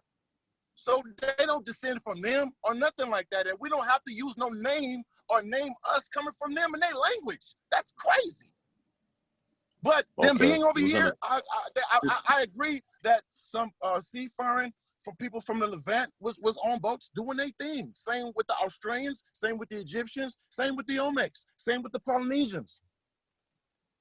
And do you think these groups intermarried and took on different customs and added different customs? Yes. Right. So that means that when you talk about your lineage and heritage, that means that you have lineage here of the ancient people here, as well as people who came from, again, the Levant. You have two sides. You're not just, those groups wasn't isolated. When these groups came, it wasn't isolated. They intermarried and they had offspring. Just like when you consummated with your queen, your children has the offspring inheritance of both sides of your family, not just one. So those groups had the lineage of both sides. So you said, are we the ancient people or we the people over there? We're both. Okay, now we get into what I wanted to talk to y'all about, honestly. So now that you said that, y'all said it a few times. So we the same people, and we mixed in. So let's say 10 Chinese come and they go mix in with 10 Australians. The Aborigines over there, 20s. They mix in with some of them or the Tanzanians or whatever. Not Tanzanians, but the anyway, y'all know what I'm talking about. The cartoon that they used to, the little cartoon they used to make out of Tasmanian people. Tasmanian, brother. Yeah, the Tasmanians. So some Chinese go blend in with the Tasmanians, and then the children that they have, of course, they're mixed, right? So they're gonna be Tasmanian, they're gonna be Chinese, but they're in Tasmania. because they're in Tasmania, they don't have to disrespect their Chinese heritage or nothing, but wouldn't it behoove them politically to roll with Tasmania since they're also a part of that? And they got, you know what I'm saying, treaties and all type of stuff with that. They can roll with that. It don't matter if they want to have Buddhism as their language or whatnot, or whatever they're trying to do. You know what I'm saying? So I'm asking y'all, like, if you do and y'all have come on here and said what your tribes were and who your families are, how is it that y'all Moors publicly, or let's say privately, and not publicly? Because I'd be cool if you said we Moors publicly. That's our political stance. Bam. I'd be like, all right, I can agree with that. But if you say like it's your nationality when you already told me what your nationality was, it's like, come on, man.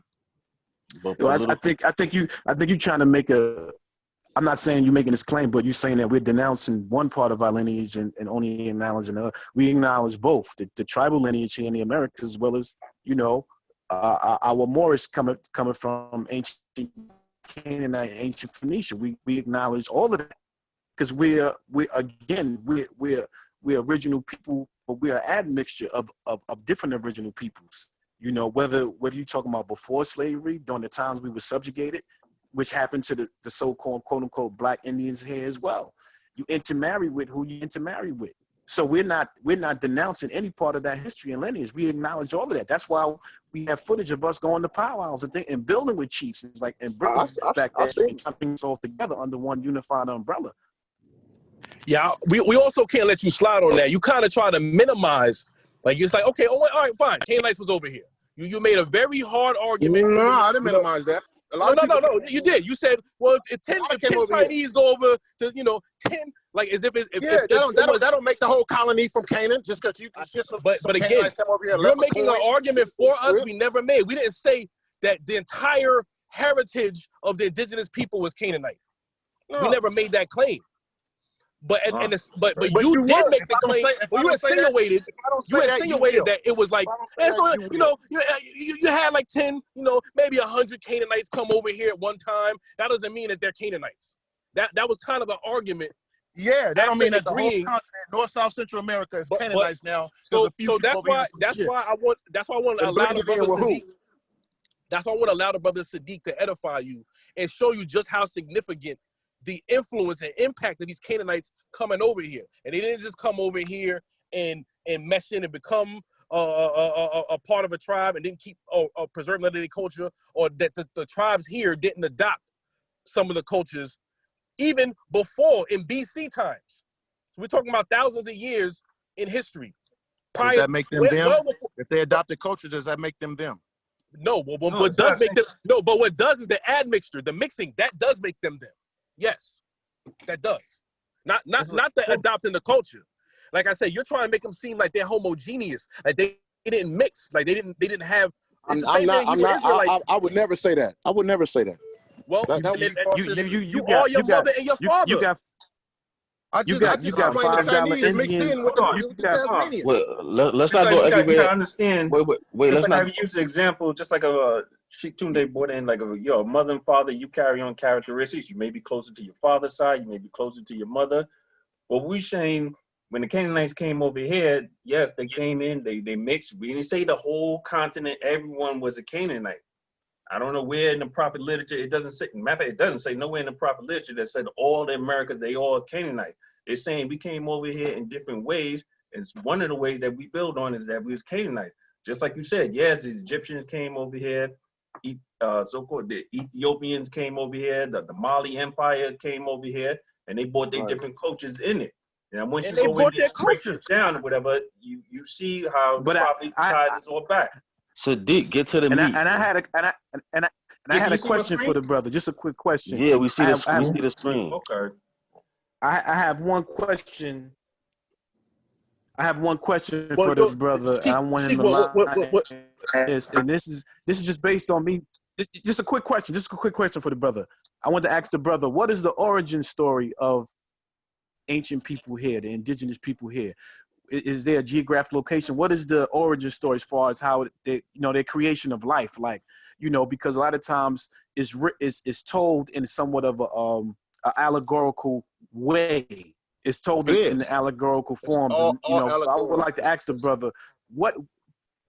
Right. So who's to say? So what is the origin? Who's to say that? Right. So we really don't know as far as the ancient people here, because it's possible these ancient people could have also came from somewhere else and migrated here, and there was no one here, and they were the first people to set up civilization as Asiatics. I don't deny You see that. what I'm saying? And the origin could be the same place. That means that it could be the same origin as those Phoenicians who came later. And those came later. Who's this? We can show the origin, the creation story of Americas. Some of them claim you have some tribes who say their lineage comes from Phoenicia, and it's well documented. I don't have primary sources right in front of me because I'm on a trip right now. I'm not even at home. I don't have no paperwork. Everything I've been talking about on this phone has been off memory. I don't have no. Right. But the brothers could probably look it up. But again, you have numerous tribes who say their lineage comes from the Canaanites. They have many similar characteristics of the Canaanites as far as their physical description, using the bow and arrow, using the tomahawk, wearing mohawks, language. Even when you read the Lionel's Boudinot's book, A Star in the West, even the language collides with Hebrew Phoenician language as far as some of the terms that were used. Sounds very much like Hebrew and Phoenician. And the script that was found as well, when you go into Barry Fell, American BC, is very similar to North African groups. Well, Sheikh Sadiq, that's what This is about to go into right now. Let him get that. Because right here, since you see on the screen, I'll run through this real quick. Because before you mentioned there was no Semitic languages over here, we just showing how we came over in different ways. Here, this is for archaeological proof that was found over here in the Southwest. As you can read at the bottom, it's sacrilegious to scrape off an inscription, "Do not offend Baal." So reads the text of this ancient Libyan script, written in a language close to classical Arabic, but using an ancient North African script called Numidian. So for them to understand what was going on over here, that's why we had to go back over there to Africa, back to the land of Canaan to understand that. And hold on, go into where was that found at? That was found in the southwest of America over here, like Nevada, Colorado. And even here, another inscription, a Muslim person named Hamid, inscribed in ancient Kufic Arabic. And here's the letters. I don't know if you can read the first circle over there. Once you get into the Arabic script, that will be an H. And the second one, that's how you write an M. Then that little curve up will be like an E or an I. And at the end, you see that little curve right there. That will be a D. Date from sometime, they said around 650 AD, replicated from an engraving in Nevada.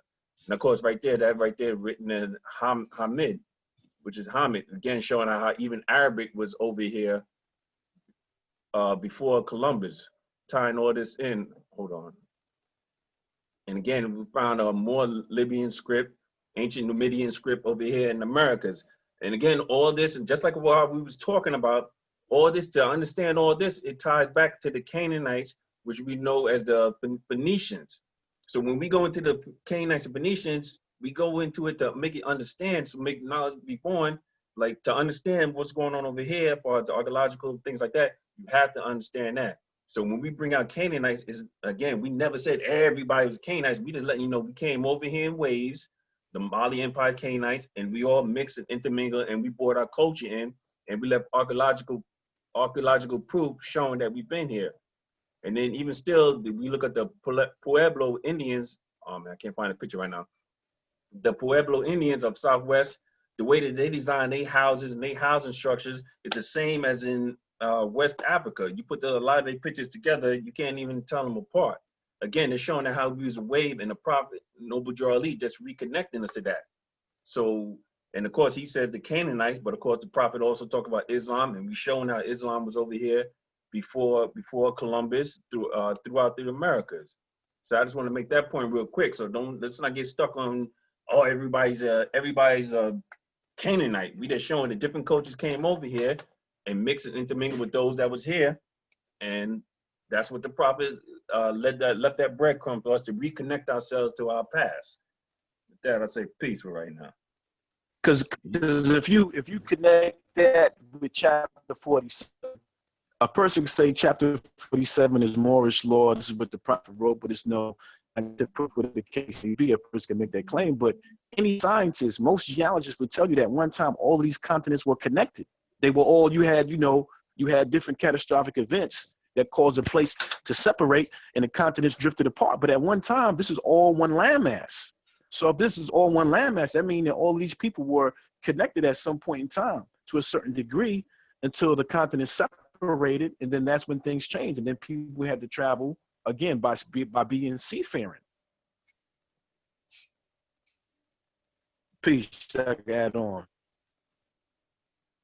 Yeah, I would just add on lastly that, so aside from the Canaanite influence, we know that, there were different migrations of people that came to the Americas that didn't just come here and then set up their own little part and then didn't deal with nobody else, that they intermixed and mingled and, married into the indigenous nations here. So the prophet accounts for both waves. He accounts for the 10,000 years ago, or the earliest humans to settle in this region, the aboriginals who are settled in this region, and they brought with them culture from the land that they came from.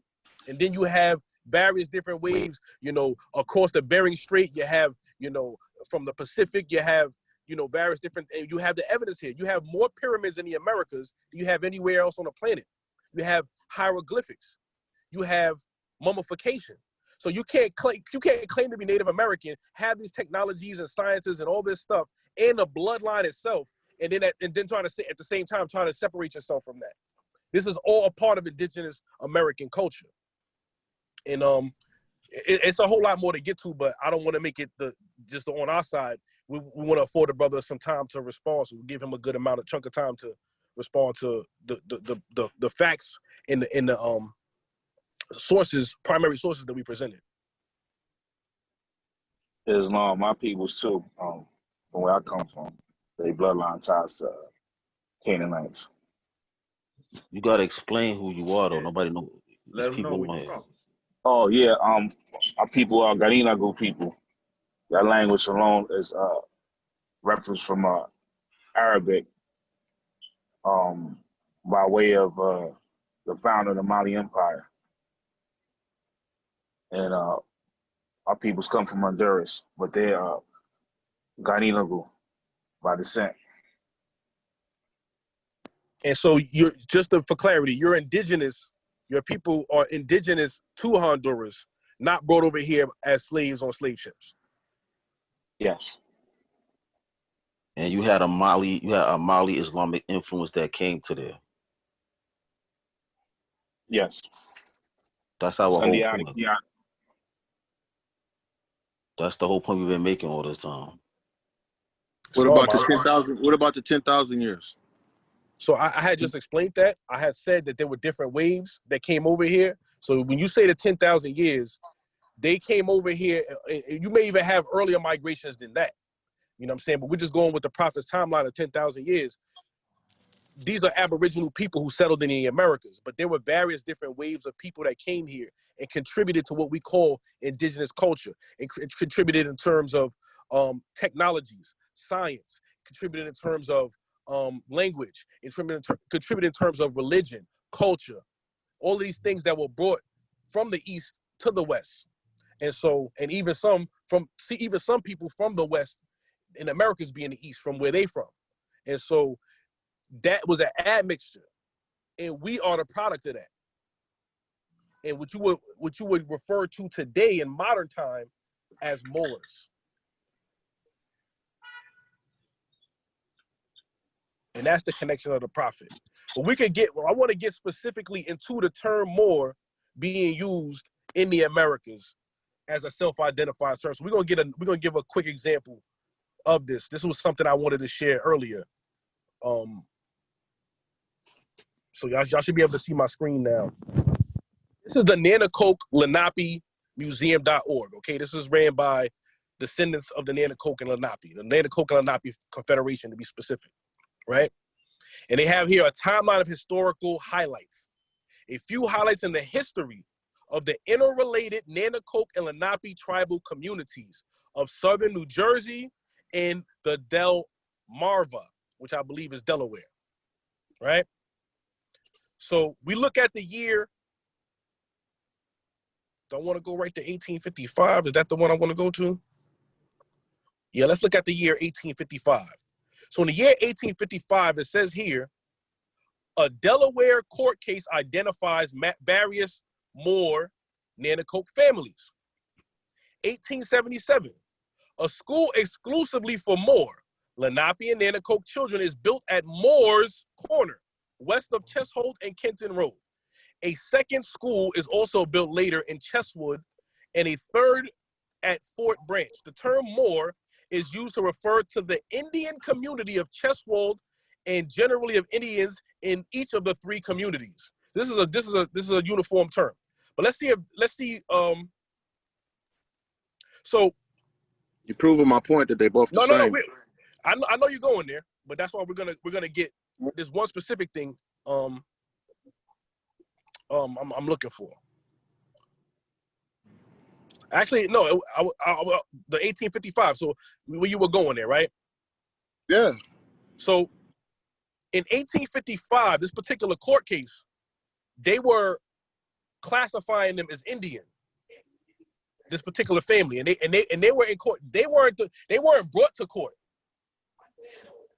They sued in court and identified, and the court case identifies them as Moors. So the court case identifies them as Moors. Why? Because they identified themselves as Moors. And that's just a particular family out of that particular the Lenape nation, right? Say that again. That was just a particular family out of the Lenape nation. Well, there was number of families. Oh, okay. Right. Well, let's look at something else. When you finish that, more let them more speak, and then go into that article that we was building on. Sure. We could probably surmise on that. Why does this thing so blunt? When you talk to them, and they got this on YouTube, and you can see that they was called that by the Europeans. They didn't like that. You know what I'm saying? They try to put the Indians. I know y'all know about that at Dartmouth College and all that, where they was trying to make put the Indians in the school with the Moors, and they refused to go in the school with them. Then later on, you can punch up on YouTube where them same Nanacoke, they got that name taken off of them and just became back to their regular tribal name. Not saying that no Moors didn't come over or blend in with them. But that's a European term put on them because that's how the Europeans who came over here saw all of us. They just left Moors. They see us, damn Moor. That's how they gonna see you. Period, point blank. No matter what your name is, you just a such and such Moor. Islam, but we also can see that with that, one thing we got to understand that as far as getting federal recognition and as far as getting stipends from the government and getting casinos, they have to come under the term Indian, because there was a time where they actually fought against the term Indian. You can look it up in the 60s and 70s doing that. It's true. Right. They knew it was a misnomer. So in today's day and era, if you want to get that money from the federal government, you better come in as an Indian. No, you can't come in as a Moor.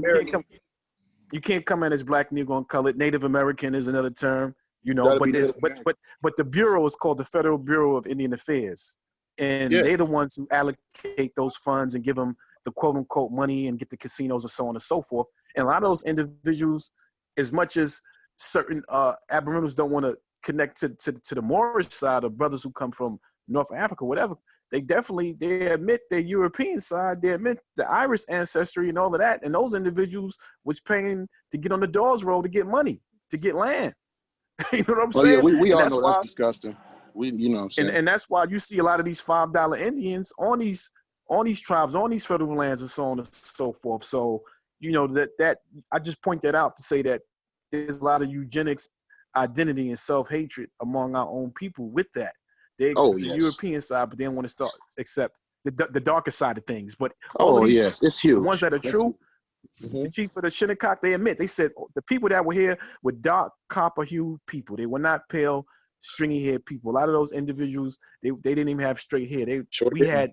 had natural hair straightness. Yep. We had All from natural ponytail. plants, and we would put in our hair, right. And that's how we would keep our hair and braid it up and straighten it out and things of that nature. And we were dark hued. That's when you see them dark hued pictures. There wasn't no pale, stringy haired Europeans here at that particular time. So I just wanted to add that on. And y'all let y'all continue with the bill. Peace. Peace. Amir, you got the article that about the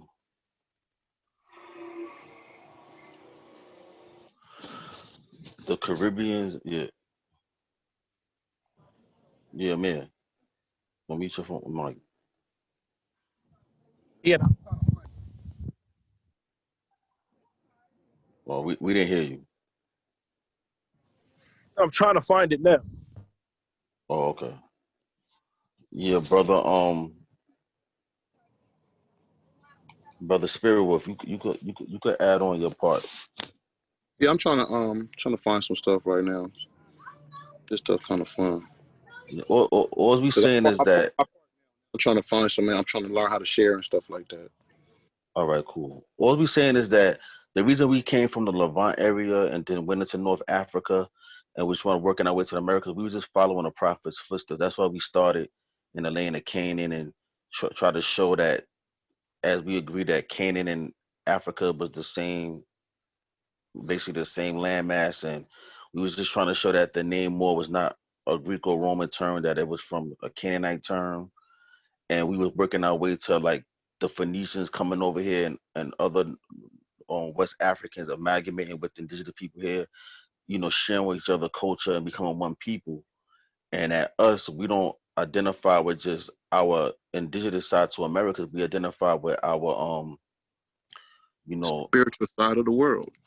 Yeah, West Africa and and so forth, because we got a lot of tribes that said they came from a Canaan. Like you got the Yoruba people who said that they came from the land of Canaan and stuff like that. So we just saying that we connect. We just about us studying of chapter 47, trying to find historical context that goes with it. This is what we came up with. This is the information we came up with, that the prophet was right, that we are, got to acknowledge our indigenous history, indigenous bloodline, as well as our bloodline that comes across the Atlantic. So that's why you see Brooklyn Moors, we go to the powwows and, we deal with that, but then we also identify with our Moorish ancestry.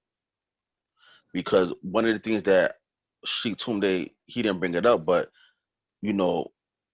our indigenous people who were so-called Indians were classified as being Negro, Black, and colored, and was not able to join or get into the Native American recognized federal tribes because they were saying that we didn't look Native American enough at one point. So for us to have some type of political power at one point, especially during the time of the prophet, because he did have political power at one time in Chicago, when many of us came under the Muslim of America, we was able to exercise our political power, not under the auspices of being Negro, Black, and colored, and we was not recognized by our indigenous so-called Indian heritage because they kept us outside looking in. So that was one way to galvanize indigenous people under one particular political identity, which was Moorish American. Now today in 2020, we have more means to connect ourselves to our indigenous history and stuff like that. But we gotta look at 1920 odds when we didn't have these means to have political power. We were on the outside looking in. We could not be a part of federal recognized tribes. They were saying we was too so-called black enough. We didn't look Indian. So by us joining Muslims of America, it gave us some type of political power at that time. And that's what Judge Abel Blackamore did in Long Island with the Shinnecock come from the Montauk, and they gave Shinnecock recognition. They didn't even get the Montauk recognition. They said, why? Because they were too dark. They were too quote unquote black. It's the same thing with the with Foxwoods, with the Pequot Nation. There was one time they were saying they were extinct, but we know they was doing something called paper genocide at that time. That's why I talked about Walter Plecker earlier with the paper genocide, with the Bureau with the death certificates and the birth certificates. So we were written out of history saying we were extinct, and they told us that we all came from quote unquote Africa when in all actuality, we was already here. So That's why a lot of the brothers who I spoke to, they said, yo, right now they have what you call the freedmen's. They have those freedmen trials, those cases with the freedmen, because the freedmen was the quote unquote darker skin Asiatic, darker skin Aboriginals who weren't allowed to get quote unquote tribal membership.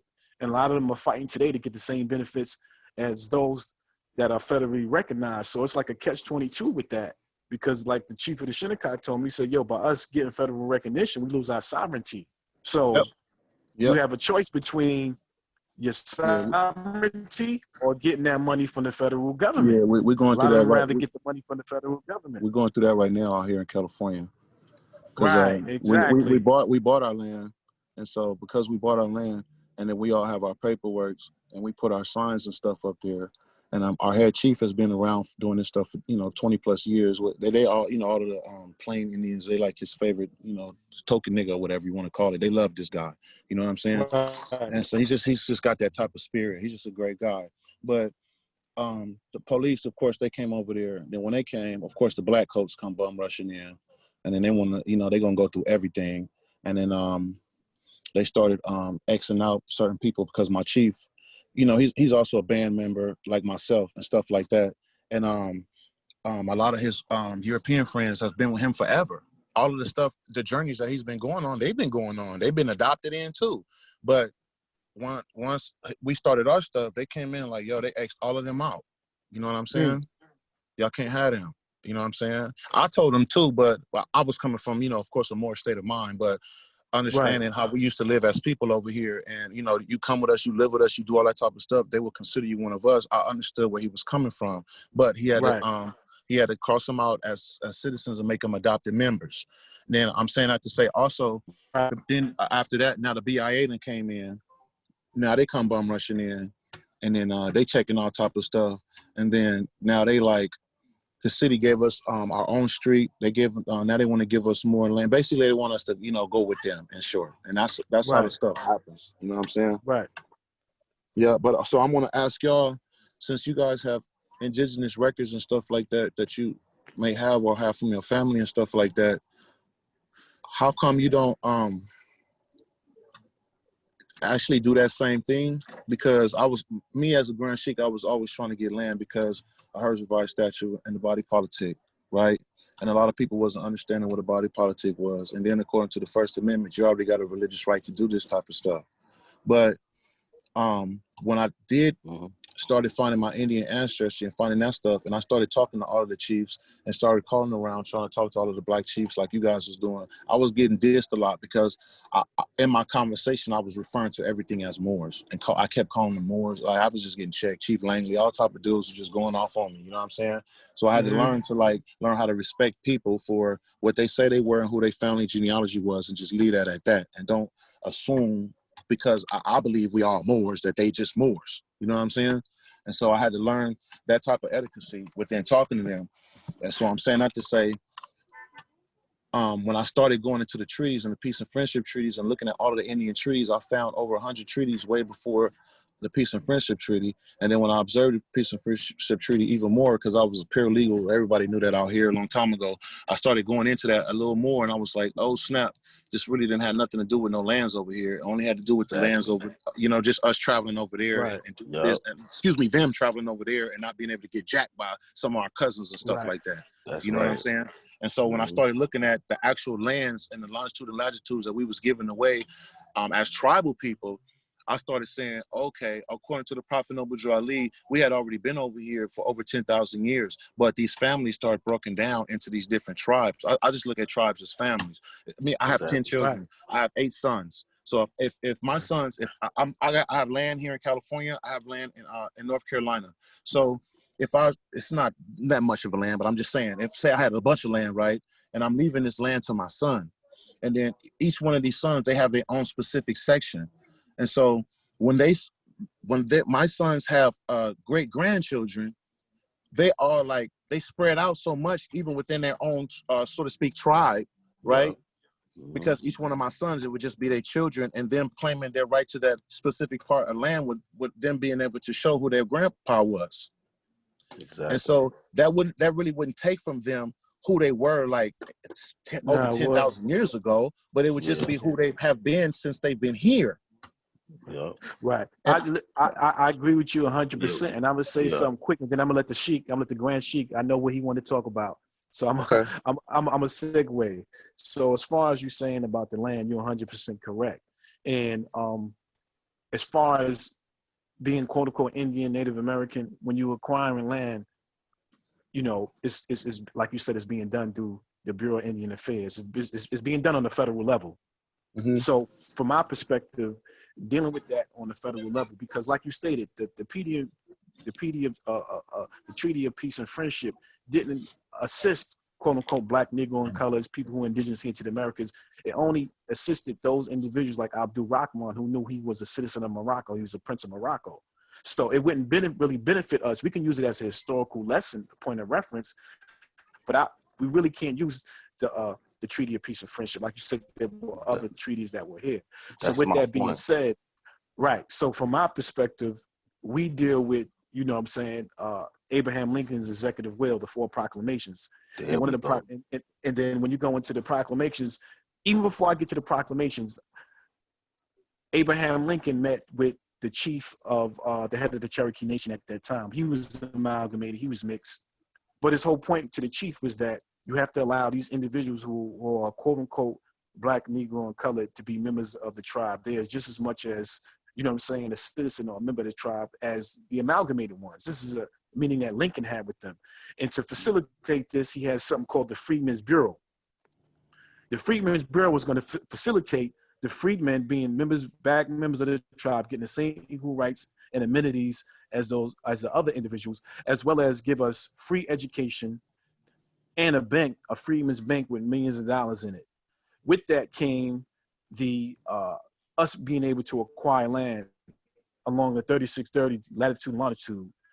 So with that, we were supposed to be getting a certain amount of land within each state for us to occupy, based on the 1320, 13 minute inclusive of the 20 sections. But what happened was Lincoln was killed before he was able to carry this out. And the 1320 was switched with the 132. So for us, coming from our perspective on the federal level, this what we would need to have to do would be a class action lawsuit to bring back forth or acknowledge the 1320 to the federal government in the form of a federal class action lawsuit, so we can acquire those lands for our people to settle on. Along with, again, we for those individuals who want to get membership back in those particular tribes, because those with the freedmen, you can look it up. That's going on right now. There's a group called Black Indians United. They have all this information well documented with Walter Plecker, the $5 Indians acquiring back the land, so on and so forth. So Lincoln actually had a component through 1320 by way of the Freedmen's Bureau to facilitate us getting back land. And I'm gonna let our Grand Sheik, he can add on to that, because I know that's the direction he wanted to go into. I already read his mind. Yeah, we all A like, B like, and C like. Yeah, like, and I'm glad you brought that up. The brother, Spirit Wolf, because we don't deal with the Treaty of Peace and Friendship, and we don't even understand why Moors even deal with that, because that treaty was not for anybody in indigenous America or anybody branded Negro, Black, and color, because anybody that used that treaty was taken right back to Africa. Yep. So when Moors say they citizens, but then want to use a treaty, all right, use that treaty. Let them bring you back to Africa, see if you like it. You know what I'm saying? Right. So Yeah. so our temple, we don't deal with that. Now we use it for historical reference to show that, there were so-called blacks over here who were Moors who were set free by it, but we would never use that. And like the Moor said, you remember we talk about me and you earlier on Facebook. You said, "Yo, what's Abraham Lincoln executive will or whatever?" This is what we talking Right. about. Got you. This is what we deal with. We deal with the 13 minute with 20 sections and the 4 proclamations of Abraham Lincoln. Yeah, I need that text to me. I need that text to me or something like that on y'all free spare time after we finish, so I can go read that. I'll see what's up with that. But when Because my point was, I don't mean to cut you off, Grand Sheik. I was because I already seen that we could do all of that with 10-10-5905. It was just like you have a right to do all that type of stuff with that. Just like how we purchased the land, and then they said, okay, we have all of our rights. I'll go over there, I'll go home, and the sheriff be on the porch eating breakfast or whatever with the chief. Like, that's just how they kick it. But now, since we've been chilling like that, then the BIA try to come in and try to, it's like, no, we can like say, no, we just gonna do us, and they're gonna chill. You know what I'm saying? But when I'm saying not to say you guys have indigenous ancestry, so you could also do the same thing, you know what I'm saying, as far as claim your land according to your family, who your family is, a family name, and then, but you as an individual, privately or whatnot, or even publicly, you like Moorish science. That's your religion. That's what you into. So what? That's your religious right. You know what I'm saying? Yeah. So couldn't we protect each other and the rest of us by doing that, so we can be able to get the land? You know what I'm saying? Yeah, I'm into that.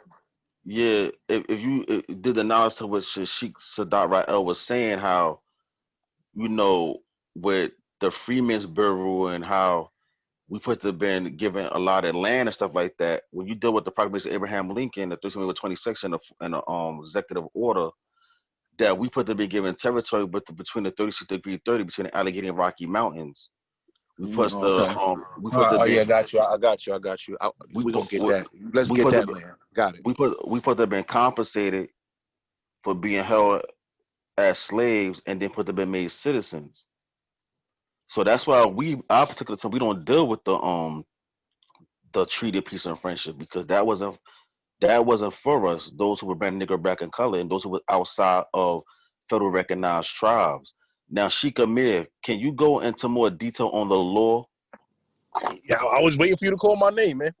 You know what I mean? So, what you're aspiring to do, Brother Spirit Wolf, we are aspiring to do the same thing, but we just coming at it from different angles.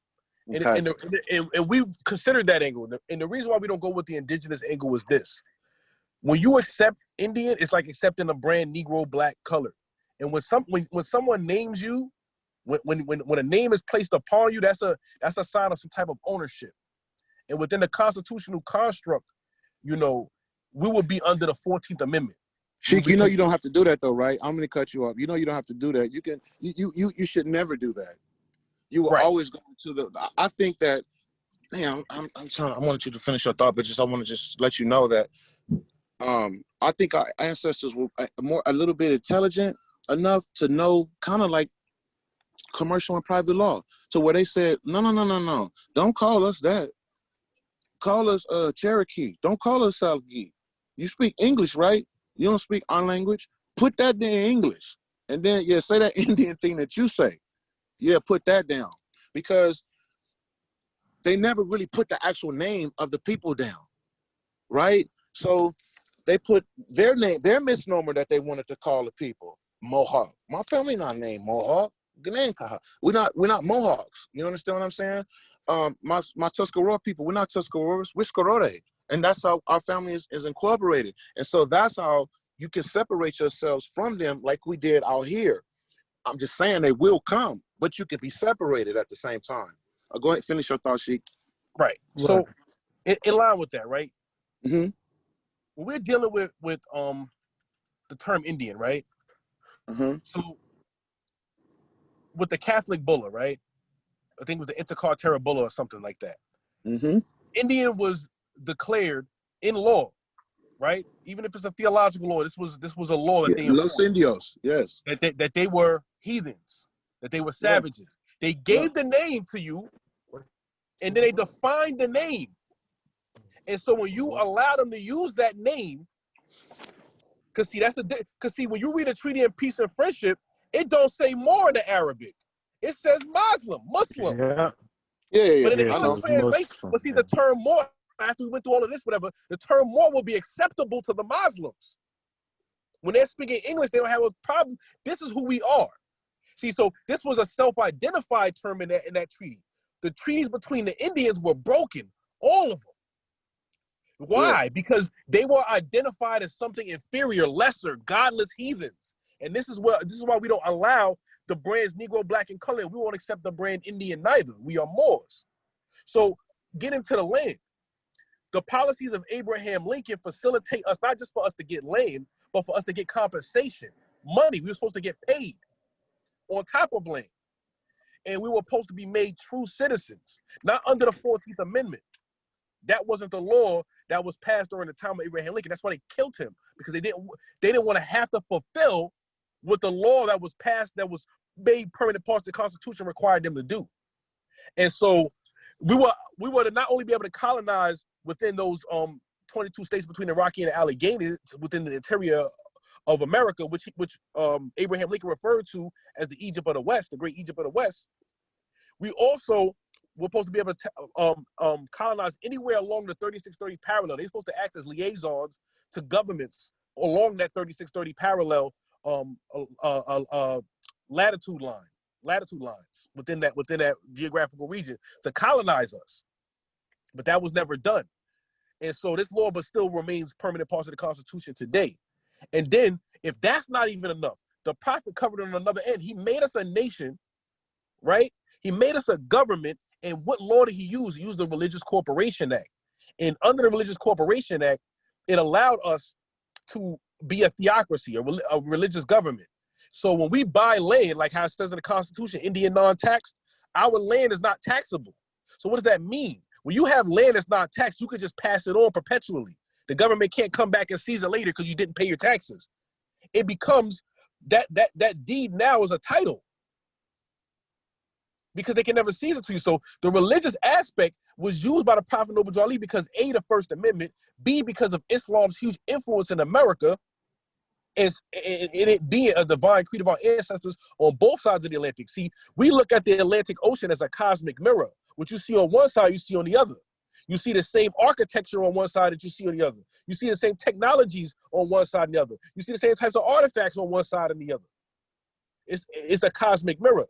So the Prophet, under the Religious Corporation Act and under Heard's revised statute law, allow us. So if you bought a house and you bought 8 acres, normally when you buy that under standard how the American society runs, civil law and all of that, there's a deed that comes with that, and you have to pay what's called property tax, right?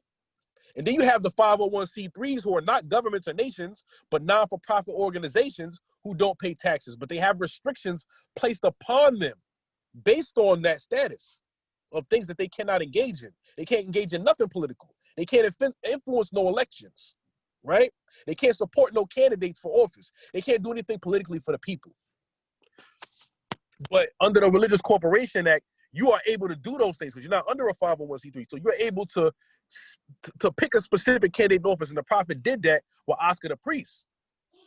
This is before the 501c3 even came in existence. So we could buy up America little by little till we got a little city state.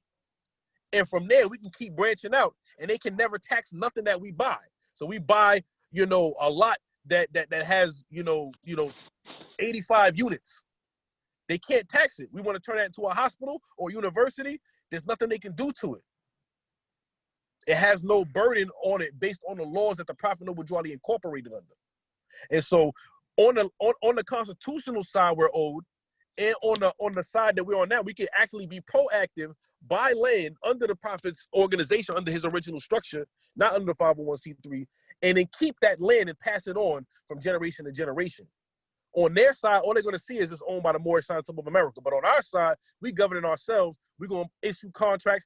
You pay for this. This is yours. It's under the protection of the temple. You good. We protected by Heard's revised statute and constitutional law and the affidavit that the Prophet laid out. So there was a rhyme or reason to what the Prophet did. There was a rhyme or reason for us starting in Africa to get over here, to connect both sides, so that no matter where you on, you are more. No matter what side you fall on. Sheik, you going more into like the law, article, by the way. But yeah. Oh, okay, go into the law more, like the compensation. Okay, sure.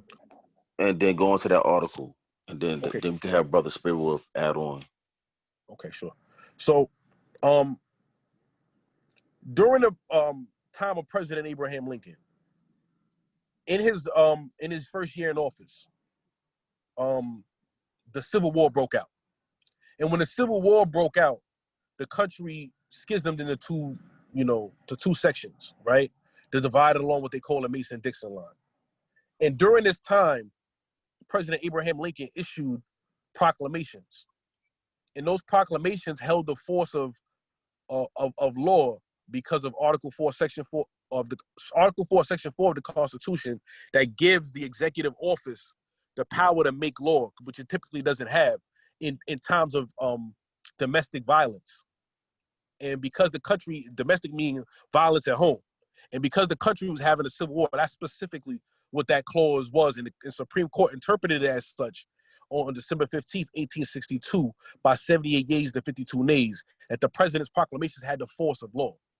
Okay, and so in what they call the initial or the preliminary proclamation, because people just think it's one proclamation, Emancipation Proclamation. There were several proclamations issued during this particular period, and in the initial presidential proclamation, it states that the part that I was telling you about, that they would assist our people to colonize within the 22 states between the Allegheny and the Rocky Mountains and along the 3630 parallel.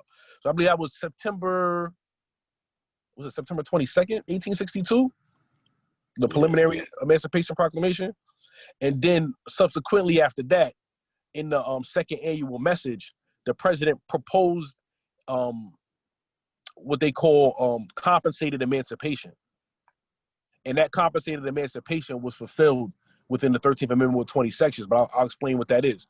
So compensated emancipation is they will free us, and it's interesting that we had the conversation on the Bible, because in the Congress on August 31st, 1862, it was 1862, I'm sorry, August 31st, 1863, I believe. Don't quote me on that, but August 31st, definitely the year, between 1863 and 1864. They had a debate in the Senate, and they were looking for the law in regards of what could we utilize as a law to free a slave, and what standard do we have? So they went through all different types of authorities of law, histories of different countries, constitutions, et cetera, et cetera. And after they moved over all of the authorities of law, they came to the conclusion, this was a debate between Senator Harlan and Senator Salisbury. And in the conclusion of that debate, they came to the understanding that the only law that they could utilize was Leviticus 25:10 to free our people. And Leviticus 25:10 entails something to the effect of, "O hallow the 50th year, proclaim liberty throughout the land, and to all the inhabitants thereof. And it should be a jubilee unto you," et cetera, et cetera. So they're supposed to proclaim liberty, meaning free us, right? And they're supposed to return every man unto their family and every man unto their possession. And our possession was this land. And our family was the tribes and the different, ancient origins and all of that. They disconnected us from our family during this period of slavery. And so they utilized the Hebrew law to codify what's known as the 13th Amendment with 20 sections. It was based on the principles of what we're reading in chapter 25 Leviticus. See, religion can be very controversial because you have dogmatic people who just quote scripture and they don't do anything else. But, many of the scholars of the world, they all own Bibles. All of the governments basically have this understanding that religion is law and law is religion. And what do I mean by that? We have a law against murder, right? Murder in the first degree, murder in the second degree, murder in, third degree, manslaughter, vehicular homicide, all kind of codified laws about killing people, right? Thou shalt not kill, right? This is where the moral structure of the government's laws come from. This is where morality is derived from people, their religious beliefs. You want to call it religious, their spirituality, whatever you want to call it, right? In India, there's certain places you can't, if you try to eat beef, that's forbidden, right? You're not going to get pork in Israel, right? Or somewhere in Saudi Arabia, whatever. Religion is law, law is religion. You can't steal, right? Thou shalt not steal. Grand theft larceny, petty larceny, strong arm robbery, all codifications about stealing, right? So we get our and the scriptures often brought up in the Senate, in the House of Representatives, and when they have these debates, they will utilize this as a source in terms of law, because they're looking at this as an example, as other, like they look at Greece, they look at Rome, they look at other examples, they look at Carthage, they look at all kinds of stuff, but they won't exclude the Bible. They don't throw about the baby with the bathwater. They take the baby out, so to speak. And so that out of that debate, the 13th Amendment with 20 sections comes into play. And so you have the compensated, where we're supposed to get paid, based off of our servitude, and in the scripture it says that servant was worth more to you than that slave was worth more to you than a hired servant in that time. So you're supposed to be liberal in when that person departs from you, they're not supposed to depart empty-handed. You're supposed to be liberal from your vinery or whatever have you. Basically, your wealth you're supposed to give unto them because you were able to accumulate a lot of wealth getting this free labor. And so they codified that in the 13th Amendment with 20 sections. Which section is that? Section 17? I believe it's section 17 of the 13th Amendment with 20 sections, where they codified $100 for each slave liberated. And that's $100 in that time, and not based off of fiat currency, but based off the gold standard. I don't know if Sheikh Muhammad want to quickly chime in and give the actual numbers of how much money our people are owed. If Sheikh Muhammad's available, he's been dropping a lot. Oh, he's not even on the. I don't think he's on. He's not on. He dropped. So suffice to say, we owed at least billions of dollars, because in that proposition there was a I'm sorry, not proposition. What was the annual message? There was a 37-year mandate. In the year 1900, it will begin to accumulate interest, and we're in the year 2020 now. So we're looking at 120 years of interest on top of what the value of what that was at that time. So it's money, it's land, and it's rights unmolested by other citizens. Because we're not going under the 14th Amendment. We're not going under all of these new codes and stuff that were constructed after the 14th Amendment, because that's not the laws that made us citizens or the actual constitutional laws. Regardless of what they're going by, they're gonna have to go by what's on the record. And we have the record. If you actually go to our YouTube channel, we showed a record from the National Archives of 13th Amendment with 20 sections. So we got the sealed copy from the government, Exhibit A, when we sue them. And so we could proactively buy land and have it protected under the Ark of the Covenant, aka the Moorish Sign Temple of America, or excuse me, the Ark, not the Ark of the Covenant, but the Ark, like Noah's Ark. That's the Moorish Sign Temple of America. We could put all of our properties under that and be protected from, the government actually trying to seize it and take it, all while still maintaining our identity as a government. Being able to be political, issue documentation, verifying our origin, who we are, et cetera, and us having that authority based on that law. And we still don't have to give up our tribal identity. We don't have to give up our tribal identity. On the contrary, we're supposed to be naturalized as citizens, and they know who we are. They know who we are. Like, it's like we doing all this research to find out our tribe. They already have these records. Okay? When he was going into the history with Walter Plecker and all that, they reclassified us. And when the slaves were sent to plantations, there's a track record on that too, because all slaves were registered in the county. They had the slave master's name, and that name was registered in the county as property, just the same way you would register your cow or your horse or any other property that you own. To say that it's yours, your vehicle, your whatever. It was human or chattel property. Our ancestors was registered in the county. Those of us that fell to slavery. And so they know exactly where they got us from. So we won't have to worry about if some of us was brought from Africa or not. The government has the records. And when they make us true citizens, according to that Levitical law that the 13th Amendment with 20 sections was codified into, they have to return us unto our family, meaning they have to educate us to who our true tribal identity is. Although our national identity, like you could be Nigerian, but as a national identity, but you have the Yoruba, you have the Benin, you have the Igbo. There's hundreds Hausa. You have hundreds of different tribes, but the nation, the collective, which you will call all of them, is Nigerian, and what you will call all of us is not Indian. That's a misnomer. You will call all of us Moors, regardless if some of us come from the continent of Africa. There are Moors that was in Asia. There were Moors in Europe. Does that mean all Europeans was Moors? No. Does that mean that all people in Asia was Moors? No. But you do have the Moros in the Philippines, for example, right? And so us over here that was branded Negro, black, and colored, and those of us that was branded Indian and West Indian and Caribbean and Latin and Hispanic, they are descendants of the Moors of the West with all the admixtures into it. the modern term that we will go by. If human beings was around 40,000 years ago, they had a name, more than likely, if they had a civilization. And they may not be called by that name, but we still those people, although we have a modern name to identify ourselves as. We got to give something. And what better than the last identity that we were known by before we fell to the Western world? And with that, I'm gonna say Islam and open the floor to Brother Spirit Wolf. You could ask any questions, you could add any commentary, you could, ask us to present any more specific, to clarify or whatever, or you could go into your own thing, you could just close out for us at this point because it's getting pretty late. So, however you want to do it, Brother Spirit Wolf, the floor is yours. Can y'all hear me? Hold on. Islam, we can hear you loud and clear. Okay, hold on. I'm trying to figure out how to share on my because I got some questions I want to ask. Give me 1 second. Let me save these photos.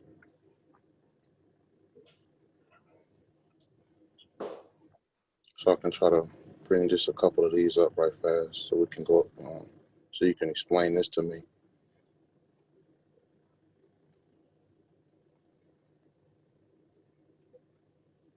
Give me 1 second. Let me save a couple more.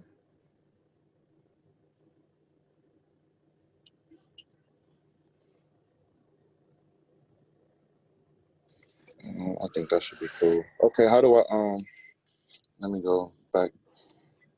I think it says it right here.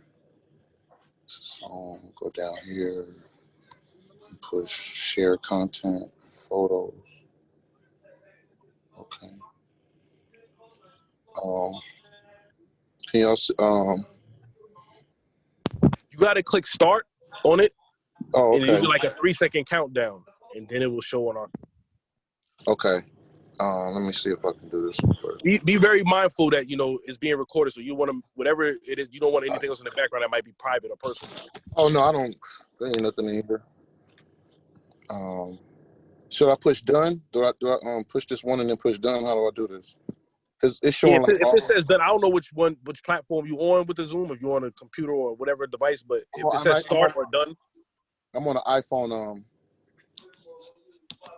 So when I click screen share, I see a start broadcast right below the Zoom. Oh, I see what it's doing. I see what it's doing. So you want to click on that start broadcast. Right. Give me a second. Let me learn how to do this. All right. So it says done. And here it goes. Here it goes. We can see it. All right. How do I go to my next one? Oh, okay. I see it. Hold on. So let me go to about.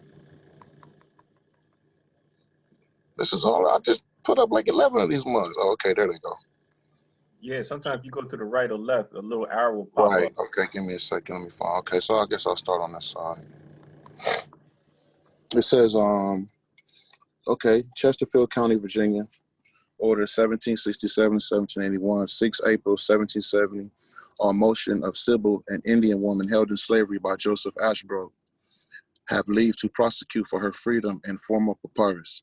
Sybil, an Indian wench, verse Joseph Ashbrook for plaintiff to take disposition of Elizabeth Blankenship and Thomas Woolmay. Sybil, a mulatto, basically, it says down below, Sybil was most likely, Ashbrook dismissed. It says Sybil was most likely less than full-blooded Indian. She was described as an Indian up to the point it was determined that she was legally a slave. Then she was described as mulatto. Use of the term is influenced by the status of her servitude. Let me finish reading. Dinwiddie County on August 18, 1794, registered free papers of Nancy Coleman, a dark brown, well-made mulatto woman, free by judgment of the General Court of John Hardaway, being a descendant of an Indian. February 10th, 1798, registered free papers of Daniel Coleman, a dark brown free Negro or Indian, formerly held as a slave by Joseph Hardaway, but obtained his freedom by judgment of the General Court. Augusta County, Virginia, Order 1773-1779, 19th of August, 1777, Nat, an Indian boy in the custody of Mary Greenlee, who detains him as a slave, complains that he is held in unlawful slavery. Commissioned to take disposition in Carolina or elsewhere. 17th of September 1777 on the complaint of Nat, an Indian or musty boy who says he is to be set free from service of Mary Greenlee. Nothing appeared to this court but a bill of sale for 10 pounds from one Sherwood Harris of Granville County, North Carolina, that through several assignments was made over James Greenlee, deceased late husband. The said Mary, said mulatto or Indian boy, is a free man and no slave. Nat was most likely half Indian, so therefore mulatto or musty could be used interchangeably. Use of these terms were influenced by the status of his servitude. Charles C., County, Virginia, December 1690. Thomas Mayo, an Indian belonging to Jonathan Evans, is a judge, 14 years old. 14th August 1800, registered free papers of hamper jumper, a dark brown mulatto or Indian woman, short bushy hair, obtained her freedom from Stephen Dance as being a descendant of an Indian. 27 May 1805, registered free papers of Betty Coleman, a dark brown Negro woman, formerly held as a slave by John Hardaway, liberated by judgment of the General Court as a descendant of an Indian. Blah, blah, blah, blah, blah. So what I'm saying here is, you were saying that according to the Catholics and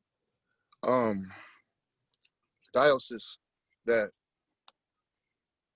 Indian is a term that denotes slavery and so forth. But the British and them is not Catholics.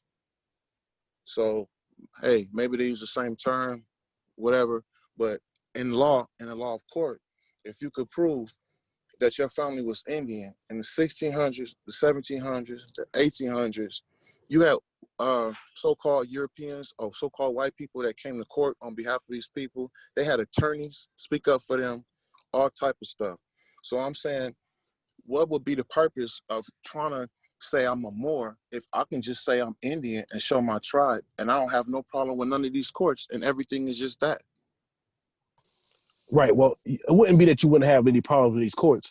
And what you're saying, what you're showing is a good important point to make, which is that the term Indian or the status of Indian is a status that's better than being black or Negro, according to the Constitution. But these cases are about them not being held as slaves, right? But it still doesn't. True. Right. True. It still doesn't, denote that, because, for example, in these periods, none of these periods were, Indians considered citizens of the United States of America. No. Right. For what? Right. For what? So they were considered a sovereign nation. So, or coming from sovereign nations, or what have you, during this particular time period. It wasn't like today where America just got basically the whole continental United States on lock, right? It was a transitional period, and it were many of us who identified as Indian or Christian or various different, terms that were brought here by the Europeans. Some had better status than others, but ultimately it didn't lead to it didn't lead to national citizenship. It didn't lead to the regaining of the lost estate. It didn't lead to those, but there were laws that, obviously the Negro was not, the Indian was considered a heathen, but he wasn't considered not human being. A Negro was considered not even human, like subhuman. You see what I'm saying? And so in some cases, animals were receiving better treatment. In many cases, animals were receiving better treatment. So it's a very good and valid point that you bring up, which is that Indians have been recognized, and I don't think there's any dispute there, that they've had some level of recognition in the United States of America. But I would argue that there's definitely insufficient. Being within the constitutional construct, there's nothing that we can't do. There's no limitation on us outside of the constitutional laws. And we're talking up to the 13th Amendment with 20 sections. We're not talking about all the stuff that they passed after that that's not in line with the Constitution, that does not regulate us. We're protected under this particular executive will. So it would give us entitlements that, like you being Indian today, you're going to be considered a citizen under the 14th Amendment. Whatever, granted privileges you receive from the federal government, you're still going to be considered a 14th Amendment citizen. And you're still going to be regulated, like, jaywalking and all of these other statutes and stuff like that were passed later that, infringe, even laws that violate our constitutional rights that people are being regulated under because of the 14th Amendment. But it's like I'm not considered under the 14th Amendment because my tribe is not. Our Not cars federally isn't. recognized. Federally recognized. Yeah, not federally recognized. You know what I Right. mean? So, but we recognized by our state and by the city and stuff like that. So everything is basically like we have our own sovereignty where we stay at. I got a badge that come from the feds, but not for the feds. It's for we just get to order our stuff straight from them. You know what I'm saying? And stuff like that. So we can cross over if we want to, but we don't have to. Yeah. Well, here's some food for thought, though. Here's some food for thought, right? In the book, The Colored Patriots of the American Revolution, right? You have several examples of so-called Negroes. Yeah, right. You have several examples of so-called Negroes who were made citizens of a particular state. But the thing what they lacked was they would lack federal citizenship. So when their rights weren't carried over and respected when they crossed state lines, because they weren't nationally recognized. They were just recognized with their territory. That's very similar to That's true. That's true. Because that was considered like their country. Yeah. Right. You know what I'm saying? Once you step outside of those, and we as being indigenous people of America, we should not be limited in our travel and recognition, no matter where we go within the continental United States or the continent whatsoever. And under the special protections of an executive of Abraham Lincoln and our limited autonomy through the Morristown Temple of America, we're gonna have legal rights and standings that no citizen in America possesses today, because they're all under the 14th Amendment. Exactly. And through that national recognition, the federal government, according to the law, it says that they have to recognize our freedom at all times and do no act or acts to repress us in any efforts that we make in our actual freedom. So when we try to navigate on a national or even international level, the United States government is required, based on this law, to cooperate and assist us in our efforts. So that's in addition to all of the other things. Mind you, if you want to never mind all the billions that we owed, if you want to never mind the fact that they're supposed to assist, not just give us land, but assist us in colonizing that land. So what that means is you have to help us build our infrastructure. So it's not just, oh, here's your land back, good luck with that. Like, the federal government is required by law to assist us in colonizing that land in terms of providing our educational facilities, our medical facilities, our operations in terms of industry and things that will make us self-sufficient. That's required according to this law. So it's so much more to it than just what's on a surface level. Sound like BIA to me. And but the catch-22 is, and this is why the prophet, he has said in divine warning that there's one issue for us to be recognized by this government in the nations of the world. And so the record again, with your tribe not being federally recognized, had it been federally recognized, it'll be recognized abroad. It wouldn't even just be recognized here in America. Your identity will be recognized abroad when you're traveling, and your passport is going to identify you as such. And because you have the backing of the United States government, United States of America, and the United States of America is being recognized, and they're saying this is a governmental entity within our construct. Now you have the support of the United States of America and protections regardless of where you go in the world, without being under that brand of Negro, Black, and Colored, without that second-class citizenship, and without giving up rights to get certain privileges in the case of Indian status.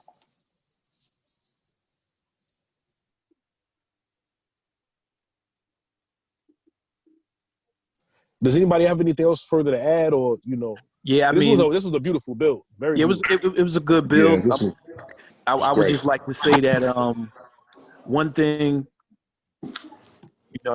brothers got to understand, our brothers and sisters, is that if you're not gonna take over a particular country by the means of force in the form of a military, if you don't have a military to have a coup d'etat to just strictly debo the lands and the government and so on and so forth, is either two ways you're going to be acquiring land. It's by purchasing the land, buying it by inheritance, or again by having some type of tribal membership through the Bureau of Indian Affairs, or by having some type of class action lawsuit in acquiring lands by, petitioning the court, having some type of lawsuit, things of that nature. Those are the things we have to realize And so with that being said, you have to know how to work both sides of the fence. You have to know how to work both sides of the fence. Our people can't be in the mentality of they want to use the amenities of the government and the Constitution, whether it be, you know, driver's license, Social Security, getting jobs, whatever. But then they want to say, you know, I'm outside of the Constitution. I'm outside of the government. You see what I'm saying? If you're going to be part and parcel, you're going to utilize both sides. You have to acknowledge that, because again, you're not going to be totally sovereign. Like I stated earlier, because when they passed the Indian Citizenship Act, that automatically put those individuals who were fairly recognized as citizens, but under the 14th Amendment. That's one thing we have to acknowledge. So, you know, again, when you acquiring those lands, that's a good thing y'all brothers are doing. Y'all acquiring lands, y'all setting up y'all infrastructure, your property, things of that nature, so on and so forth. But when you look at the bigger picture for all of our people, because what I see a lack of is a lack of recruitment by a lot of these tribes, of other brothers and sisters that's out in the communities and society that's labeled as Black, Negro, and colored. There's not a unified front to recruit and bring them into the fold. And so that leaves them on the outside looking in. But the strength is in what? The strength is in numbers, though. The strength is in numbers. So even what we doing is from the class action lawsuit to get compensation, things of that nature, to acquire those lands. That's going to take that's going to take a class action lawsuit. And it's going to take numbers.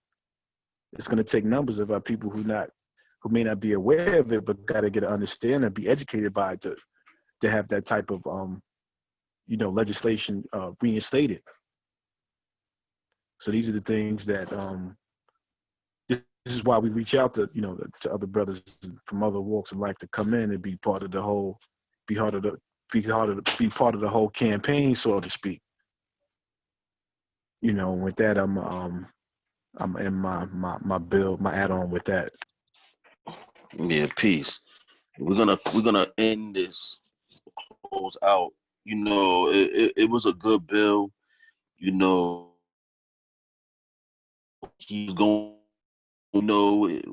it's that energy, but then we was able to calm it down and see a point. And we didn't really have to explain too much to Spirit Wolf, because at the end of the day, he's a grand sheik. He's a sheik. He knew the prophet's literature and everything. So basically, he understood where he was coming from already. He was aware of the Islamic influence and people from the Levant area influence in the Americas. So we have our perspective with one another, get a understanding that those of us in most of America, Civil 21-3, affecting under the Moors, we acknowledge our history, our indigenous ancestors, as well as our Moorish North Africa Can ancestry, and we tie the two together. Oh, he just got cut off. I don't know what happened. He it says he exited the meeting. Yeah, I think he must have lost signal. Yeah, it sounds like he was giving his closing statements or what have you. It looks like the brother Spirit Wolf Bay, he has a screen shared. I think he's still on. That was him. Yeah, I'm here. I was just no, I I'm saying this just came up. That's what I'm saying. So it just came up for some reason. Yeah, y'all didn't hear me? Okay, now there you go. Yeah, well, I'm not trying to continue it because those just popped up. Unless y'all want to, I can read them. Okay. I guess. But let me just, I'm gonna say this. Mm-hmm. And the reason of the proclamation is because some people to this day don't even know they have indigenous connection. So the proclamation, Abraham Lincoln, the conversation on Island Nation and made citizens, was for us nationwide, for national citizens, for national recognition through this national government. And the Most of America was a means of those of us who was outside of federal recognition tribes to have some type of political power through organization. Even though we was indigenous people, by means of the powers that be wasn't allowing us to get in, keeping on the outside looking in. So,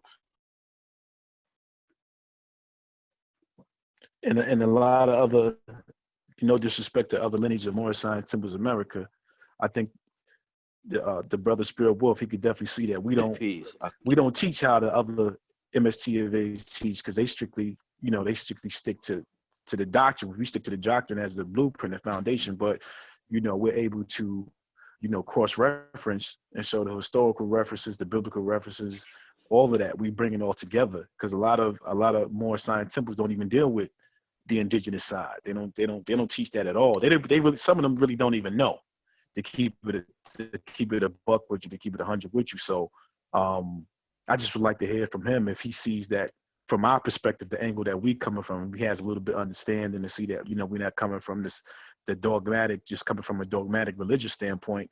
We're giving you a broad perspective of things. I just wanted to get his perspective on our build and our demonstration, and how we teach and demonstrate. Islam, I think you guys' demonstration today is an example of what y'all be showing on film.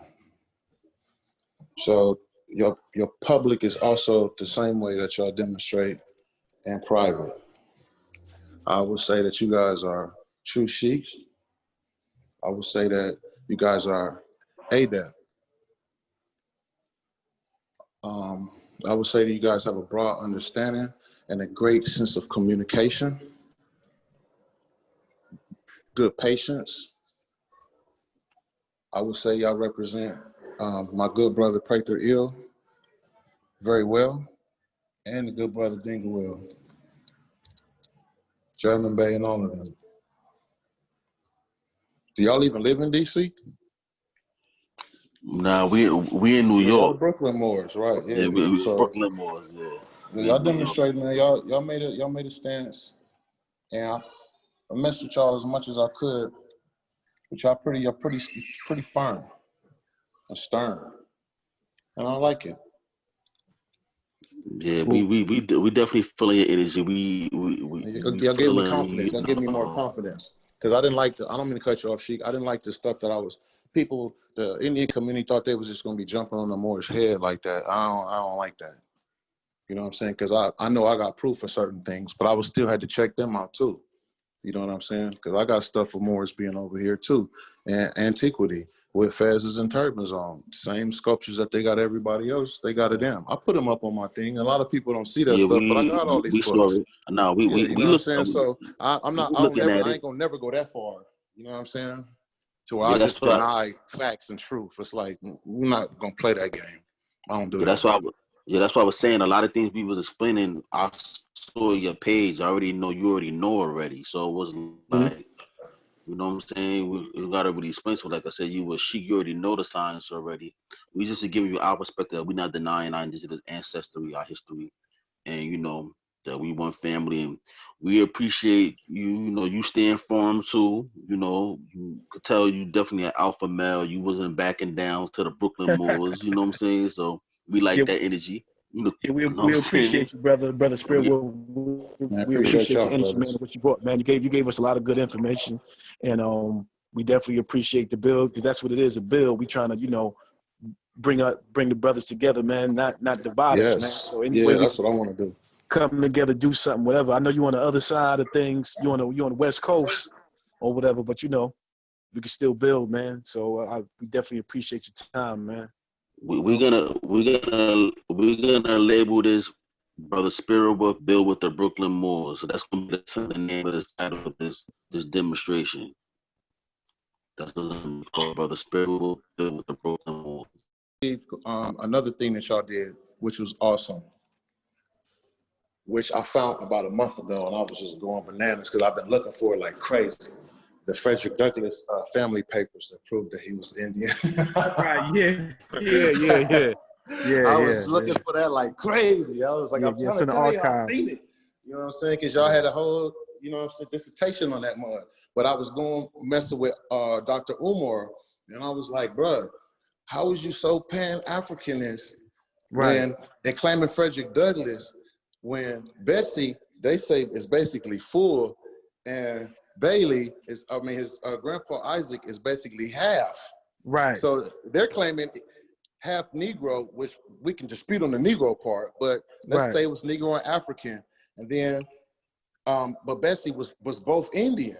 So his mama would basically be more Indian than she was African. Exactly. And then they say that his daddy is Colonel, what's the name? That's what I said. Listen, the same thing you said is the same thing I told Moores years ago with that video. I said, how Umar Johnson talking about he Pan-Africans, this, that, and third, and your ancestors is saying on record out the archives that he's Indian. Yeah. So and if you look at the pictures, you can see that. Y'all did that one. So yeah. Much power to y'all, man. Y'all brothers, please keep going. Keep going. Well, we don't want this to be the last bill. We definitely want to invite you back, not just for a discussion, but we'd love to invite you back just to teach. Like, you have a lot of wisdom, a lot of knowledge, a lot of information, and we definitely love, our brother Sheikh Tunde Sadat, Assistant Grand Sheikh Tunde Sadat Rael, and Sheikh, our co-chairman, Sheikh Sadiq Parker Bey. Both of these brothers are very versed in the American history, and the more brothers that know about this information about us over here in the West, the better, because a lot of Moors in the Moorish scientific of America, and just people in general don't acknowledge the Moorish relationship to the Native American history here and the bloodline and all that. So having a brother like you come on, you go into some detailed information and the stuff you presenting today, the stuff you shared, the few things you were able to share with us. None of us probably seen it. I know I didn't see it. I'm aware, but the specific sources you gave. So we would love to invite you back at a later date, sooner than later, to come teach on our platform and get this information that you have in your mind out to the people. Islam, Sheikh. Whenever y'all reach out, I'll be there. All right, that's peace. So we're gonna end this in our prayer, and cause I got my kids here. I've been on this call, so we're gonna end in a prayer. So I guess the co-chairman could, Sadiq says your line is open. You could do the prayer.